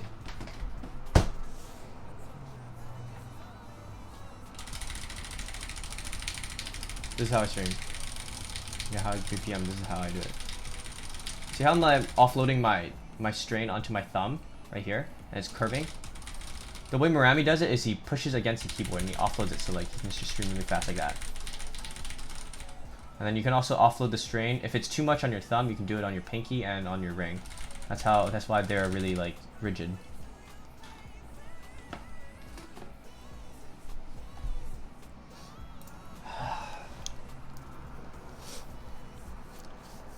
Do you hybrid or stay on one tapping style? What do you mean? Like single tap and alternate? I mean, I do both. I use the first one. Sometimes I use the last one. It depends. I just use it. If you use strain on the tapping fingers, then you are basically setting yourself up for finger locks. If you lose, okay, so this is another one I'll talk about. I forgot to talk about this. Single tap and alternating. So for me, I use alternating as a way to regain stamina. For example, you will see it a lot. I'll just randomly start alternating, because the reason why is because when I'm single tapping, I'm straining my entire arm. But when I'm alternating, I'm no longer straining anything. I've offloaded the strain into 2 fingers. So now the strain is on both fingers, and now I'm able to just relax. So when you lose what's it called? If you're having troubles alternating or losing speed while alternating, it's basically because you're like tapping like this. You're really straining when you alternate. Here, I'll give you an example here. I can just delete everything here. All right, so let's say this is your energy bar, okay? So this is your energy bar, okay? This is max. This is you're at the top. I shouldn't color it in. So this is at the top at the start of the map. So at the start, okay? So as you play forth, you'll start losing it. You're losing it. Let's say there's a really intensive. There's an intensive part, and then you go from, or like you're playing from here to here, and then before the intensive part, and then after the intensive part, you're like here. Like if there's another stream, you'll barely be able to hit it. In order to increase this energy bar, I literally alternate, right? If you alternate and your energy bar is already here because you're straining, then you've already set yourself up for failure. Strain is the #1 cause of how you lose it. So strain is how this bar goes down. People have different ways of regaining. You want to be able to, maybe it's breaks. Maybe at a break you might soar back up to full power. Or if you alternate, you might soar back up. For example, I alternate and my energy bar goes back up. And that's why I want to alternate. At higher levels of play, where I talked about regaining stamina, what's happening is at the start of the map, so like my transcend play, I started off here. As I'm going down, it's deteriorating pretty rapidly, and then I go ahead and offload all strain away. I try my best to relax and offload all strain away, and so my strain starts going up even though I'm still streaming 255, death streaming. And so it starts to go up, but only slightly, because at the same time there's still strain because you are still streaming 255. And so instead of a bar that just goes down, you're now getting something where you just start hovering at around, and you're still gonna go down. But you're now going down significantly lower than if you were to completely strain and not recover stamina. So this is how strain affects your stamina. So this is like a stamina bar, I guess. And some people, death streaming, you just go all the way down to 0. And some people on higher BPMs, like 285 stream, you go all the way down to 0. It happens like that because you're straining. It happens. With your wrist on the table, should you raise it? I mean, it's good to raise it because you're lowering your chances of getting RSI, because you're offloading your wrist strain onto your entire forearm. I can't give you aim hard jumps because I'm not a jump player. So my top single tap speed 285 on really good days, and 300 on really good days. I talked about it with increasing streaming stamina. You want to go in increments. There are plenty of tools like OSU tools to help you out. You want to go in increments. You want to take your max. You want to increasing your stream speed. You want to increase your death stream speed and your stream speed. If you increase your death stream speed, you increase the accuracy and how well you do on higher BPMs as you go up. Yeah, it'll be on YouTube. You define your comfort. Okay, so the 3 main parts are burst, stream speed, and death stream speed. You define your comfort by the fastest you can do burst. You can use ICU. ICU is a great way to determine your death stream and your stream. Like I talked about it in the beginning of the stream. Let me go into. This is basically a burst. Mine, like 9 notes is basically a burst. 9 is the max a burst can be. Anything below that is also a burst. Anything above it is a stream. Like this is a stream. This is what most streams are gonna be. Maybe even lower. I know nowadays they're like 18, maybe up to here. and that's it. This is a stream. This is a death stream. Anything higher than that, anything higher than that is also a death stream. Anything slightly lower is also. This is a great measurement of burst stream and death streams. There's a white outline. I know there's a white outline. I did it on purpose. It's nice. It makes it look nicer. Maybe. Just as long as you aren't having your wrist as the main, what's it called? Way of streaming. I look at the cursor, or where it is on the cursor. Oh damn, you really just took notes on everything, didn't you? Holy shit.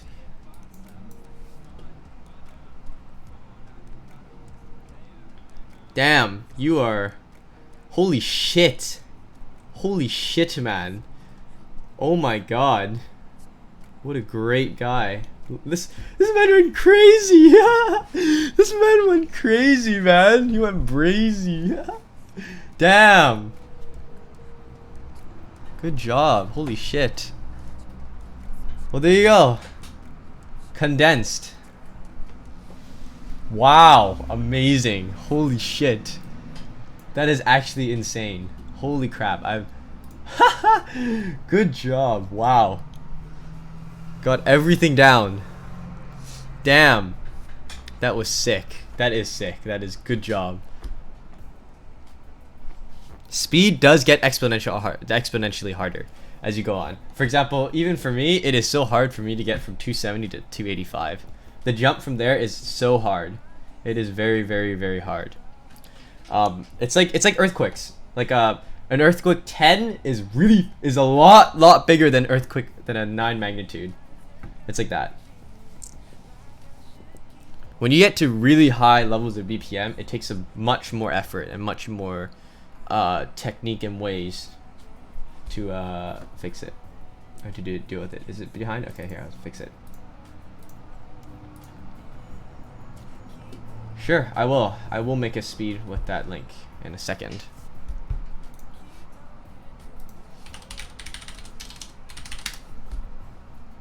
Yep, I can do lower BPM streams. Good way to do lower BPM streams is to tap harder. That way it keeps your BPM in check. But it does come at a cost. You will maybe lose stamina faster because you are now straining to keep to tap harder.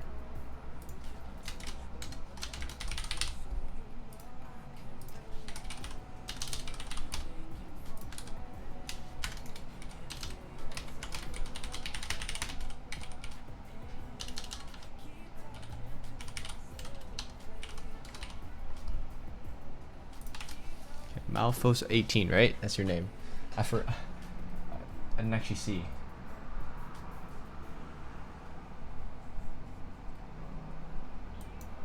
Oh, Malphos 20. Oops. Why did I say 18? Why did I think 18? There you go. I'll give you. There you go. It should work now. Yeah, there you go. Yeah, there's a collection you can download on my Discord. Let's see. What are your eyes doing? Because whenever you move your eyes a lot, you lose quite a bit of time to perceive. So what I do, because I have really bad eyesight and very bad eyes in general, is I don't actually look at every individual notes. I look in the vicinity of where all the notes are. That way it alleviates like intense strain on my eyes. So there's that.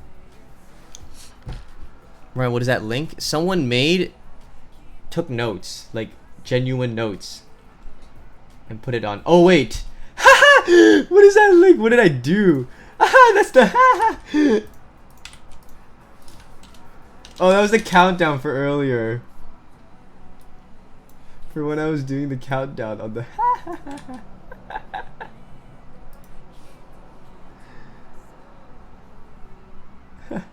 there you go, there you go.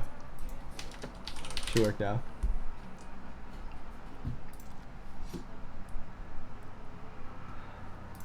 There we go. Oops. How How often do I think I will stream from now on? I don't know. Maybe once in a while. Oh, I think that pretty much sums it up. I got everything I needed to talk about in speed, and I hope it helped a lot of people.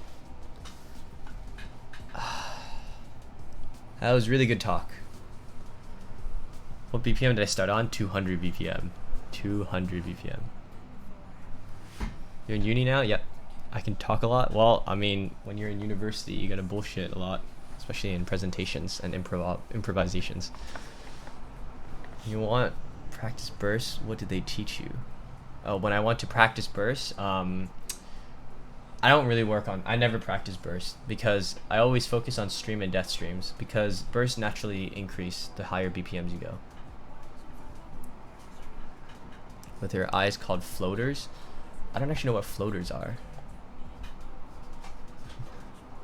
What do you think, do you think people can barely hold 180 can be a speed? Anyone can be a speed player. I don't think speed is genetics. I don't think speed in any way, shape, or form is genetics. Yes, there's talent involved. It's like the same as, two people can have different IQ ranges, but both of them can achieve the same goals if they work hard. I don't believe in speed being a closed off skill that only certain people can get. I definitely don't think that, because I certainly wasn't a speed player when I first started playing. I certainly was not even close to anything related to speed. In 2017, I was just another generic aimer that reached top 10. And in 2017, I was literally like Lifeline. Joined top 10 through aim maps specifically. And so I wanted to... that was really bad. I didn't mean to like diss Lifeline. He's a great player. I think people who play aim are absolutely amazing. I just think there's such an influx in them that I wanted to stand out rather than be a part of the same group of people. For example, instead of being player I was in 2017, I wanted to be something different. Great influences came from people like Arison and Doomy. Doomy specifically. I don't know why, but Doomy specifically made me play speed. Mostly because he constantly dissed. He was like, "Oh, I can single tap 300. Oh, Ryan, why are you alternating? Wow, Ryan, you can't even play that." Specifically influenced my my direct motivation to play speed.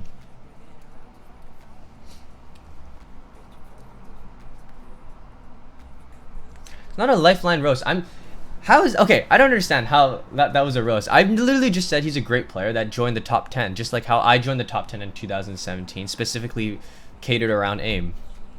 That's literally what I did. I brought up, I could say the same about MREC, but he's a higher rank than what I did. I only got top 10 when I did it in 2017. I mean, anyone can become really good at speed. What am I doing in uni? Astrophysics. It's all about motivation. It's all about motivation, perseverance, patience, time, perseverance. I don't know if I already said that. It's everything like that. I mean, sure, I'll come on and play. There's no reason not to. I don't see. Just want to thank you for how good of a question you should. Thank you. I appreciate it. Thank you so much for the kind messages. Thank you. Thank you. With non-main finger, that's just a lot of practice. A lot of practice. Gorsh, great map to play, improve stamina. Very, very good finger control maps. Great rhythmic complexities in those maps. Yep. Sure, Emmerich could be, for all I know, I could come back 1 year later and everyone's a speed player. Possible. I'm just saying, it's not like a closed off community or anything. It's definitely capable. Anyone is capable of doing it. Switching tapping keys is good for, yeah. I mean, if you don't want your keyboard to die, yeah. I'll be playing in OWC, yeah. I'll be playing more, I'll play a lot of tournaments because I don't know, they're fun. They don't take up a lot of time, and they're pretty cool. Instead of just 5 hours a day playing farm maps.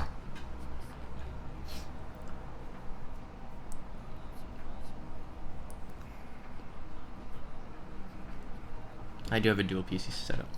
What's your favorite mapper? I don't know. I have a lot of favorite mappers.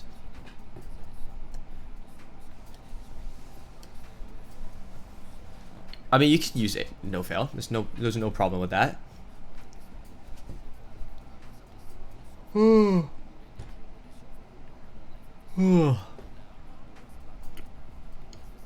I just only traded grips. I kept areas. Laughing yeah has like really, I don't know. Their maps, his maps are like average. They're just hard. That's it. Yeah, if school is less time consuming. I mean, right now I could play Osu. I mean, it's not time consuming now because it's only the beginning. Most classes don't even have any assessments out yet.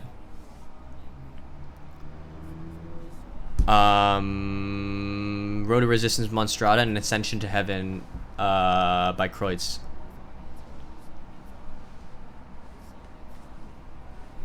If I play those, it's recommended to have really good basics.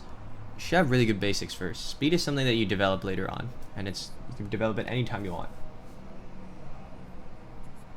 Why should mashing be viable at high BPM? Because at higher, like let's say 300 BPM, the reason why I say mashing is if I go like this, I don't actually know how many notes I just collected, but if I go like this, I know I clicked like 12 or 13 there. That's 9. Like I can know. But when you mash, I can go like this and I'll be like, what the fuck did I just do? I don't even know what I just did. The reason why mashing is viable at higher BPMs is because you want to force, at those inhumane BPMs, you want to force as much speed as possible. And it's the same as this strain graph, right?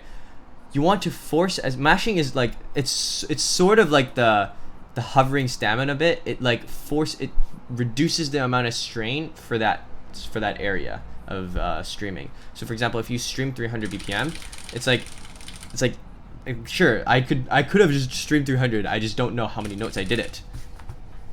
That's why really high BPMs, mashing is actually pretty okay. But still, it's better to just know it like this. But it's hard. It's hard at that level. I pretty much mash at that level because it's way too hard for me. Low BPM and high slider velocity maps. I look at every map.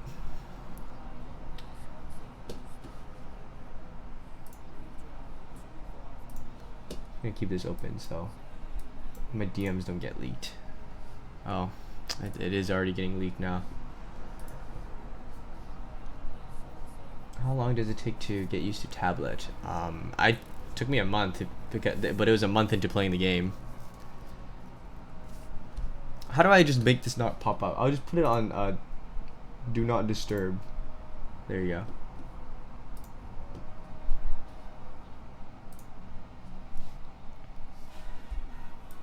Do you plant your tap arm elbow? Yes, my elbow is on a elbow rest. I mean, it's a level of, personally, I use my forearm to tap rather than my wrist because I'm offloading the strain from my wrist to my forearm. That way, I have a lower chance of getting RSI. How long did it take? It took me 3 years? 3 years to get where I am now. Starting from 2017. And I practiced really hard. Pretty damn hard. I didn't get my my first speed score until like end of 2018. I'm probably not gonna play as much. Yeah, I'll probably be on YouTube. I tap lightly the same way I tap singer, but I don't move my wrist. I mean, sure, you can tap lightly. As long as you... Doesn't matter if you tap lightly or you tap hard. Strain is the #1 cause of fatigue. If you don't have a lot of strain while you're doing high BPM, then you're already good. You're good. You will encounter this man. This man will show up at your door and he'll be like, "You will finger lock. Don't let him. Close the door on him. Relax. This guy is beatable. Strain is a beatable man.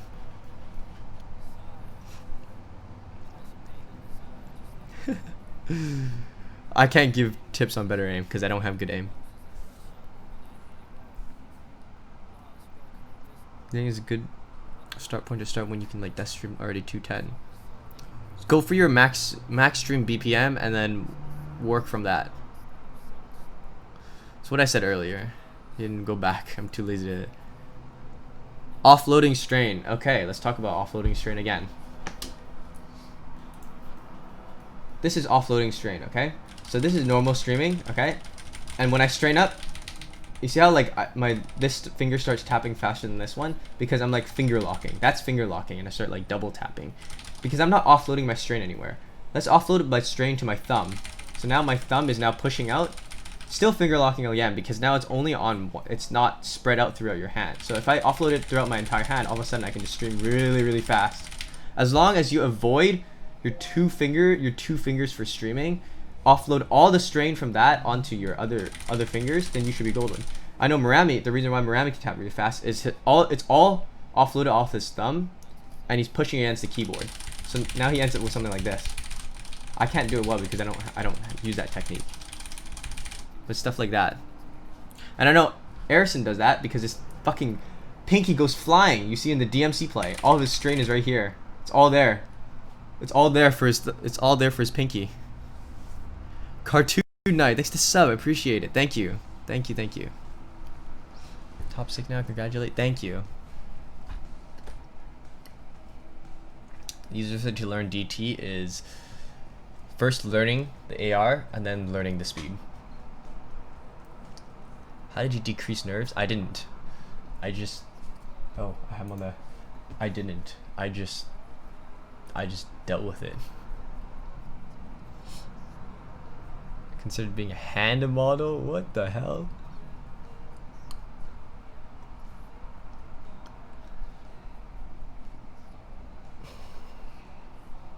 What you're doing here today? Thank you. My favorite keyboard, Leopold.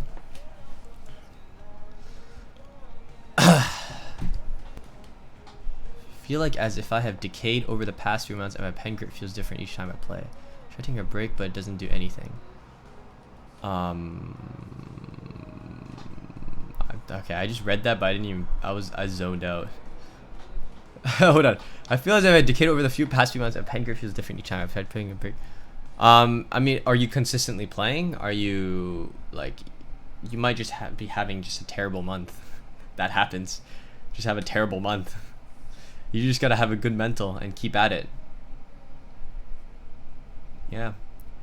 High BPM triples. Be really good at single tap. If you start triples on the same finger and you keep going, you gotta have really good single tap stamina for that. Unless you do the opposite, where you go, hey man, no speeding. But triples is really hard because even I struggle. Do you have Neko Atsu plushes? I do, it's right there.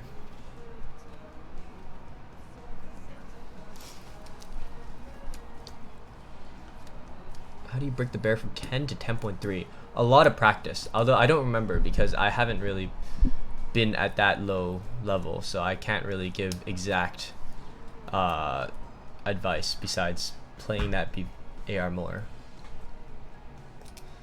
Yeah, sometimes I take a break. Sometimes I just don't play because I'm just having a bad day. There's no point in playing if I have a bad day. No new scores for 3+ months. It could be the way how you're playing. Although I don't really have any like extended periods of not being able to play like that.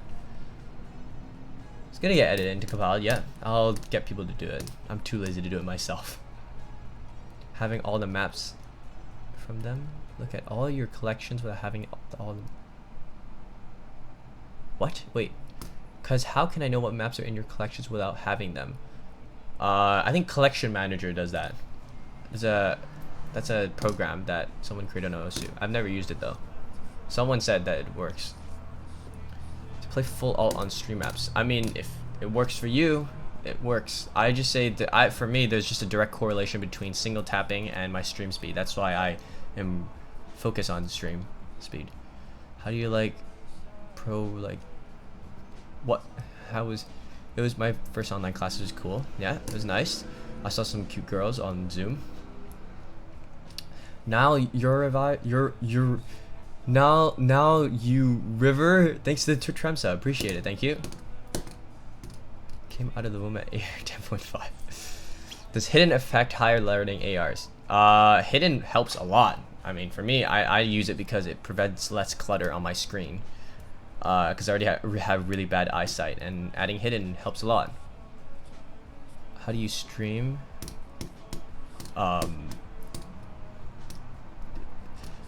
That's too vague of a question. I could just answer that by saying moving your 2 fingers. Touch keypads. Nope, I've never tried. Do you use double cup smoothing? Yes, I do. Is it worth learning alternating if you're playing everything with single tapping? If you want, I use alternating as a way to. Okay, so single tapping. When I single tap, I strain a lot, but I don't lose. I strain a lot, but I don't lose a lot of stamina. If that makes sense. So when I strain a lot, it's somehow also offloaded to my right hand, my aim hand. So when I single tap and I strain, my right hand strains a lot as well. So you will see me alternate big jump sections because I'm trying not to have my aim hand strain. So that happens. So I alternate to offload strain from my aim hand, and I also alternate to regain stamina because I don't tap hard when I alternate. Shows my keyboard collection. It's in like the closet there. 10.3 be equal to 9. Yeah, AR equals 9 plus DT. What maps help with speed? I mean, there's not much maps like that are rhythmic complex like core shit, and not many mappers create maps like that anymore because they're all focused on cool maps or PP maps. So I don't actually know. Mostly, my collection should show like a lot of those maps. Mash? I have no idea. I can't test it out now because I'm not warmed up. Recommend more no mod speedy. You want to avoid bursts for if you want to increase your speed. Unless the only time burst comes in handy is if it's like consistent burst and speed, like DMB maps. Like for example, the maps I play, like Propane Nightmares, Hoja Color, those kind of bursts consecutively thrown at you are good. Those are really good stamina and speed maps. Those are really, really, really good. If they have stuff like that, then that's a good map. That's a good map to train speed, despite it being mostly consistent of burst and triples. AR or speed? You want to learn AR. If you can't read it, then you can't play it. How to get better at single tapping? It's all through practice. There's no tips for doing it, other than maybe your technique and form. But the way I got better at single tapping is literally playing all the maps I alternated with single tap. Like my maps folder, I don't have a link for it and I don't want to upload. I tried uploading it for Arison, but I couldn't. It didn't work. Thoughts on click X playstyle? Sure, if it works, it works. Mess with gamma settings. Gamma hurts my eyes. Hidden stream reading, I can't help you with that. I suck at it. I'm only good at hidden stream reading at higher ARs because the time for the note to disappear and your cursor to catch up with it is less than if it was AR 10 or below. You can if you want. Single tap is just, for me it works only because it's directly correlated to my stream speed.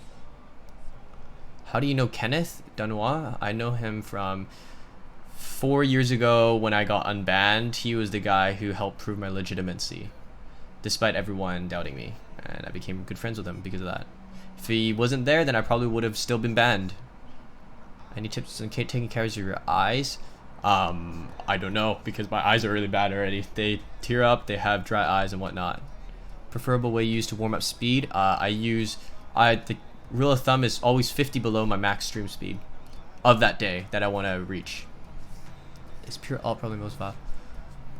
I mean, I don't full alt, and I can still do finger control stuff. It's very dependable. It's completely preferential, opinion based. I know I have a little bit of ADHD because I can't play long maps unless it's like something I enjoy, because I get really irritated. I have like, you know, restless leg syndrome, where like if you don't move your leg in a while, like you start like, I don't know, getting uncomfortable and you start like asphyxiating. That's what mine is. How come you say Roto Resist is a good starting map?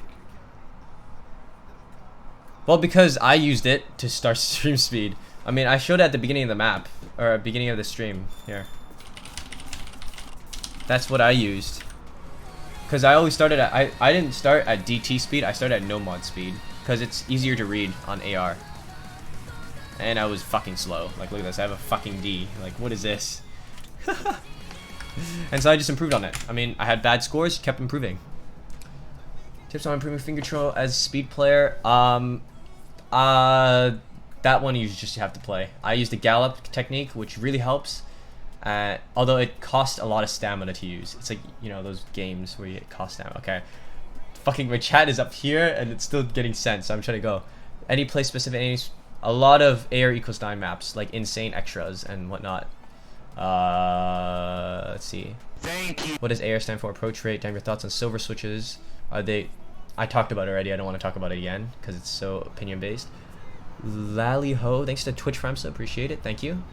Is low FPS a big handicap? I mean, why would you play on capped FPS? I think you should just play on unlimited. I don't see why you want to play at capped, unless, yeah. Why were you banned? I was banned for cheating, relax hacking, and time warping in 2015 and 2016. Does it hurt my speed if I double tap? I know Yukase and Toke double tap sliders. So like on sliders, they hold with both keys. It's habit old players use. I mean, you can use it if you want. If it helps, it helps. While having my cam focus on death streams. I don't want to play right now because I'm not warmed up. Rafa skin or Vaxi skin for DT? Rafa skin for me. How old am I? I'm 19. I almost said 18. I forgot my birthday was recently. On my strain for a long time on my wrist, and I really don't know how to let my strain go to my... Try and avoid putting strain on your wrist because that's how you get RSI. A good way to do that is to offload your strain on your thumb. It's just like pressure your thumb to push outwards, or like move your pinky up. So instead of like, so when you're, and try moving your wrist side to side. So instead of straining your wrist, you're actually straining your like your thumbs and whatnot, and you're just moving your fingers because of that. I don't know how to explain it. It's like I don't know. It's like, how do you explain moving your leg? You don't. You just move your leg. Rotorug. I don't think it exists. I don't think I can show it because it's gone. Did you cover everything you had planned? Yeah, I'm pretty much covered pretty much everything. There's nothing much I can talk. I'm just doing QnAs now. To see your practice actually pay off. I started in 2017. At the end, it was when I first FC time freeze. When I FC time freeze, that was when it started paying off. I don't remember when that was. I think it was like end of 2018 or start of 2019, something like that. End of 2018, I'm pretty sure. Before TwitchCon. So usual warm-up routine, always 50 BPM below my max BPM I'm gonna stream for today. And I slowly work up from there. Tense somewhat, is this a bad habit? When you tense, that's strain. You wanna avoid strain for... Strain is good, at the same time it's bad. What I mean by that is strain makes you stream faster, but at the same time it fatigues you. So what you want is you want to balance it for when you death stream, you don't want strain. When you regular stream, you want strain because you want to go fast, but you don't want as much where you're finger locking. If you put too much strain, you're finger locking. You're gonna finger lock. Yeah, that's it. I'm gonna talk more about it, and I completely forgot my train of thought. Why did I cheat? Well, because I was like 15, 14. I was immature. I thought. Another influence of that was a lot of the top players that I looked up to got banned, so I thought everyone was cheating, like Cry and Nara. And so that was why. Favorite color? Blue. Sky blue and lava orange. Somewhat. Oh, okay. Talked about that. Post my warm-up maps. Felt maps. Felt maps are really good. Felt maps are really, really good. Yeah, I gotta change my age. Did you cheat with the intention of getting banned? I cheated because I thought everyone cheated. Okay, I talked about it. How to deal with grip loss during runs? I grip loss all the time. I just deal with it. There's nothing I can do about it. How do you hit the keys with the tip of your fingers? Or I hit it with my entire finger, not the tip of the fingers. I don't know if you answered this, but thoughts on lifting elbow when running out of stamina. Sure, I don't really do that, but I guess it can help if you. It might help for. It goes by case to case. Some people it might work for some people, might not work. Should you start playing 200 BPM maps even though I can only play 185? You can start with 185, see how fast you can go, or how far you can go with that. Like when I mean how far, I mean like how long. If it's a burst speed or if it's a stream speed. Because if it's a burst speed, then you want to look at a lower BPM for stream speed. When you build speed, you want to look at stream speed, never your burst speed. Never, never. The strain costs RSI. If you have too much strain in the wrong places, yes, you will get RSI. If you strain your wrist like all the time and for an extended period of time, you will get RSI. Do I strain too much if I can feel my forearm getting really exhausted? Sometimes. If it's a burning sensation, it's your body telling you to chill out a bit, but it's also good at the same time. The burning sensation is basically like you overworking. It's basically like if you were to work out and do, I don't know, isolated bicep curls and your biceps are burning. That's the type of burn you're feeling. It's like working out. You're destroying your muscles and rebuilding them overnight.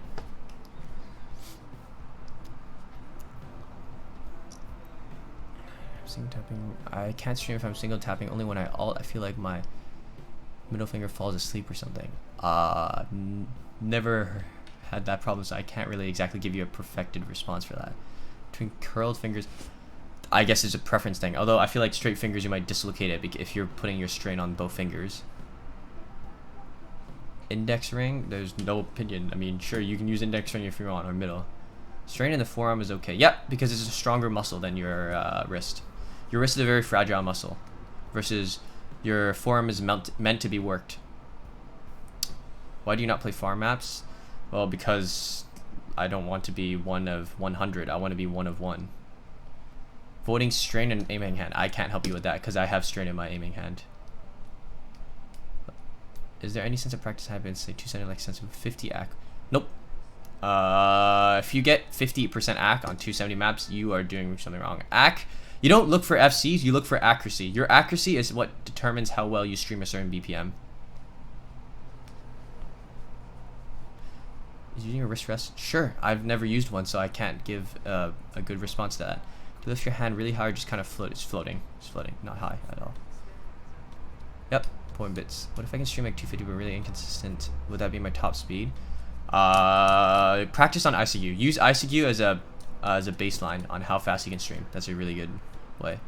How the hell Marami and you gave so much cheese? Because your structure, lots of practice. For me, it was lots of practice. I don't know how Marami did it. You have to ask him. He probably just did the same thing, a lot of practice and a lot more talent, and a lot better technique than I have. If I can stream 185 or 180 for, should I stay? If I can stream 185 or 180 for long stream and 200 for 8 to 12 now. Don't brute force it. Go up by slow intervals. Like start going slowly up. You want to go when you build speed. You want to go slowly up and play a lot of your max. You want to play a lot of your max BPM, stream speed, and practice on death stream. If you practice your death stream and stream speed, your burst speed will naturally go up. On easy burst, the index finger doesn't go up. I've never also had that problem, so I can't help you with that. I mean, it's really hard to not bottom out keys. For me, I always bottom out keys. So I mean, every single time I stream high BPM, I bottom out. I have no tips for going above 270 because 270 is also my max BPM. That's a lie. It's actually 285, but I still cannot find a way to get above 270 consistent and 285 like consistent as well. So I'm working in that department.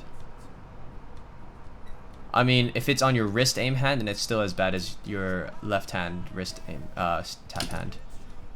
I have no idea what ICU.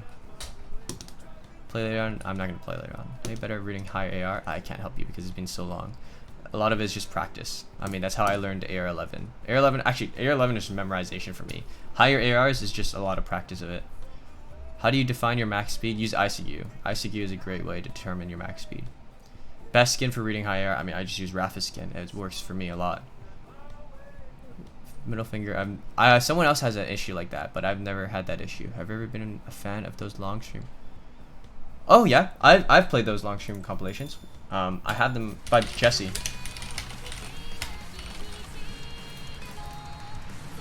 Shit. This. Play these. These are great. These are great maps to play. I use these.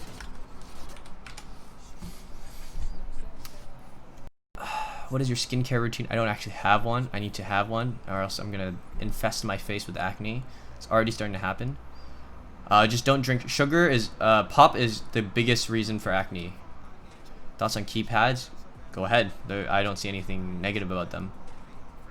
Why did I remove Hydro Homie? Because I was lazy. Favorite engine setup? Engine setup for cars?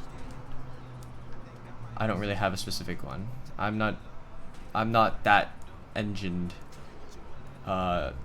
knowledgeable about cars. I'm just really knowledgeable about specific cars, not car parts. You've probably been asked this, but are you taking a long break for school? I'm just gonna play less frequently. I'm still gonna play. I might stream here and now and then. I'll clear that out in a second after I answer some more questions. Good to play sped up maps. Yeah, sure, they're great. What should I do if I barely keep in rhythm? Metronome. 1, 2, 3, 4. Great way to keep to maintain BPM, and great way to practice accuracy. You want accuracy is your the defining factor for how well you are at a BPM.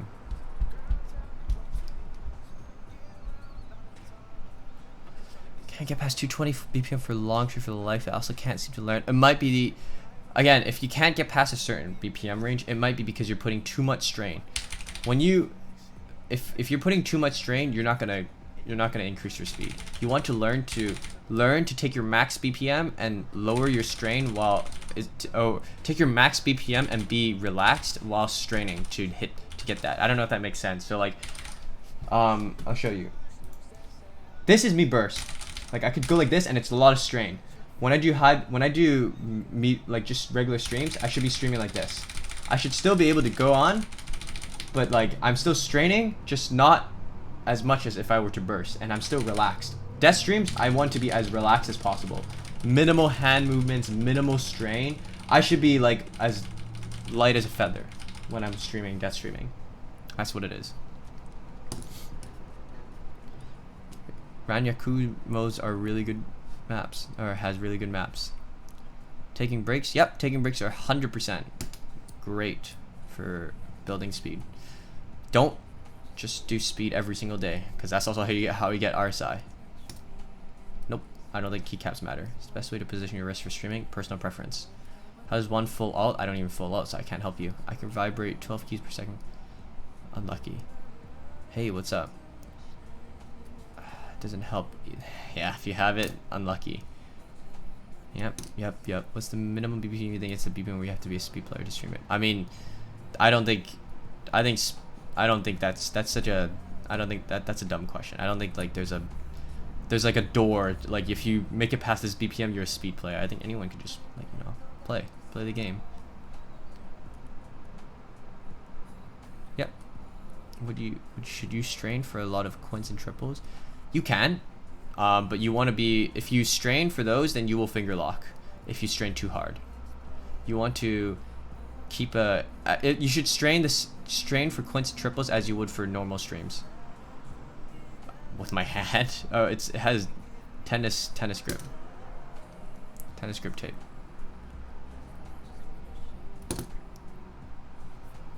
Alright, gotta change it. Okay, that's it. Yo, Miko, thanks for 17 months. Appreciate it. Thank you. Miss your grind. Does Ed count as speed player? Sure. I mean, if he has good ac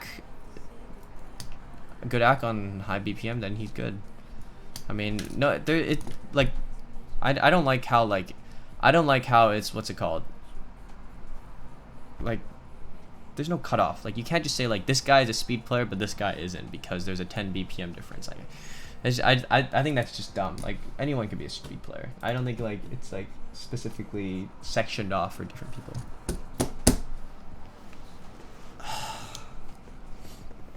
Yep, I played a lot of speed maps and I still maintained my rank. Well, I multitasked. I maintained my rank and I kept building my speed over 3 years.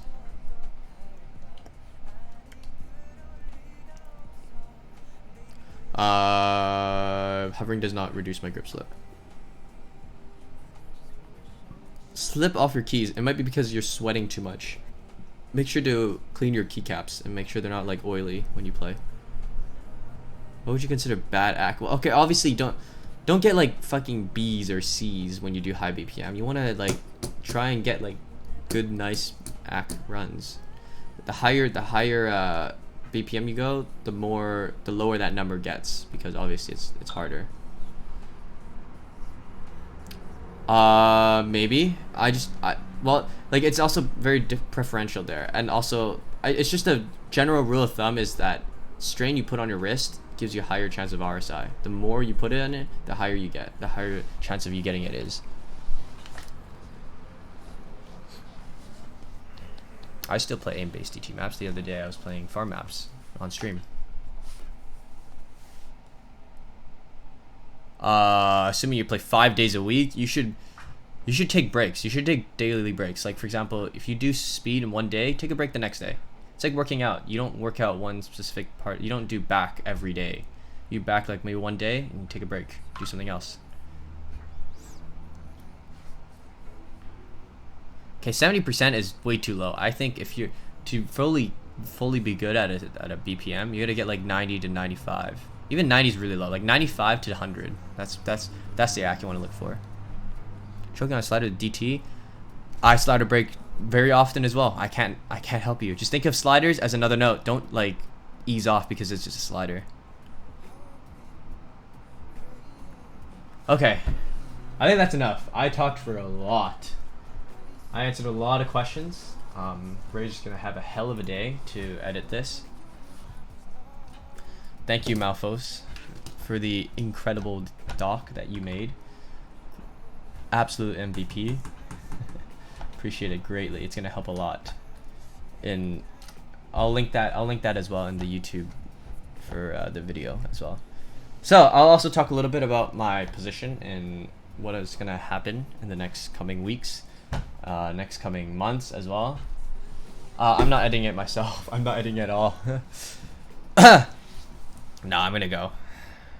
So just because I'm in school does not mean I'm completely out. Like everyone just gets the misconception that, oh, I'm starting school, I'm never gonna play again. No, I'm still gonna play. I'm still gonna maybe come out and maybe even set like cool scores. It's just I'm not gonna be online as active as I was before. I'm always gonna put my school first before playing Osu. Yeah, I'm gonna finish. There are days I'm gonna finish my schoolwork before, and I've got nothing to do, and I will hop onto Osu, and people are gonna be like, "Wow, nice quit." I didn't actually quit. I'm just offloading my schoolwork as my main priority. I'm just gonna come on, play some dice, play a bit. You know, might stream. I might even stream. Who knows? Yeah, I'm just finding a balance. That's it. Yeah. Very funny, very funny. Like, I'll play Osu. I'll stream. I'll stream if I have time. Definitely. It's just, who knows? I won't be like, how should I say? I won't like someone overtakes me and I fall to like number 8. I won't like get on the next day and be like, okay guys, I'm getting my number 8 back and try like 5 days a week for it. No, like that day, those days are over. I'll probably just be like, well shit man, we're getting better, so I'll just move on.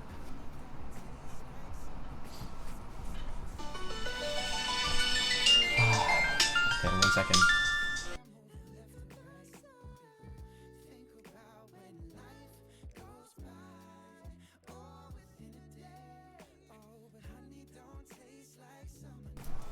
Yeah, so that's that. I was gonna what's it called? Write a twit longer, but people are just gonna meme me about it, so whatever, I just wrote that. I just gave out the whatever. Yeah, that was the lake theme. So I didn't want to write a twit longer. Too long. Too much effort. So I'll just say it on stream. And if people complain that I'm back, even though I never said I was quitting, then sure, go ahead. They can say that. I'm not gonna care. I'm not gonna do that now because I'm too exhausted from talking too much and I don't want to play. Car's sick when you're getting new wheels. The wheels that come with the BRZ are stock, and it's like the special edition. It's like copper. It's kind of weird, but it's whatever. I'll just keep it. I like I'm fine with it. I'll probably only tune the engine, and that's it. I don't want my car to be overly riced, and I want it to be inconspicuous. Hovering your right hand, it's not gonna happen. It's not gonna work. How do you control nerves? I don't. I just deal with it. No, my natural hair is black. I dyed it. I dyed and permed. Dude, I'm not gonna get decals. Dude, I just want it to be fast. I want it to be a sleeper. My Golf is a sleeper. Okay.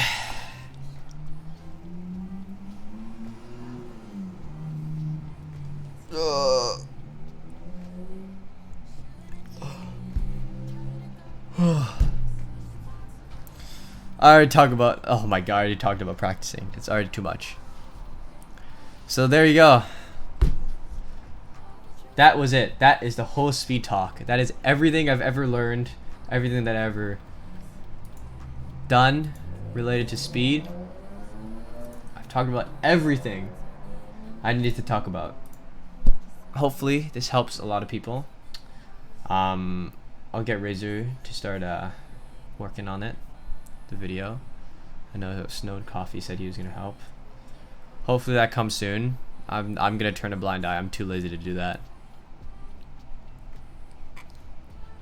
Yep, I can still play slow stuff. Talk about why you started learning. I did. I talked about it as well. It's because I got roasted by Doomy. Is that your BRZ? No, this isn't. This is not my BRZ. My BRZ is the one I posted on Instagram. Instagram is fire. Post more. Yeah, I'll post more. Okay, so that is them. I'm done. I'm done for today. I am signing off. I'm so tired. I gotta go somewhere as well. And I gotta go over to my mom's place to eat lunch. Lunch in quotation. Okay, yeah, that is it. Thank you everyone for stopping by. I appreciate it. Thank you everyone for the questions. Thank you everyone for listening to me. Thank you Malphos for the incredible write-up with that Google Doc. Thank you everyone for the subs. Thank you for the follows. Thank you everyone for being here. Appreciate it. Hope it helps you in the long run. I am gone for today. Oh wait, hold on. Let's see. Who do we host?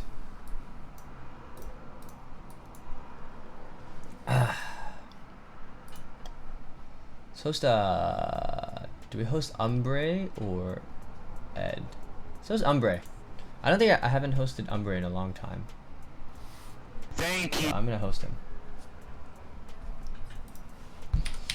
Also, Coco, thank you so much for the 13 months. Appreciate it. Thank you, thank you. Thank you, thank you. Anyways, I'll talk to you guys later. You should do raid? Okay, I'll do raid. Okay, guys, I'll see you guys another day. Thank you so much. Thank you. I'll see you guys another day. Goodbye.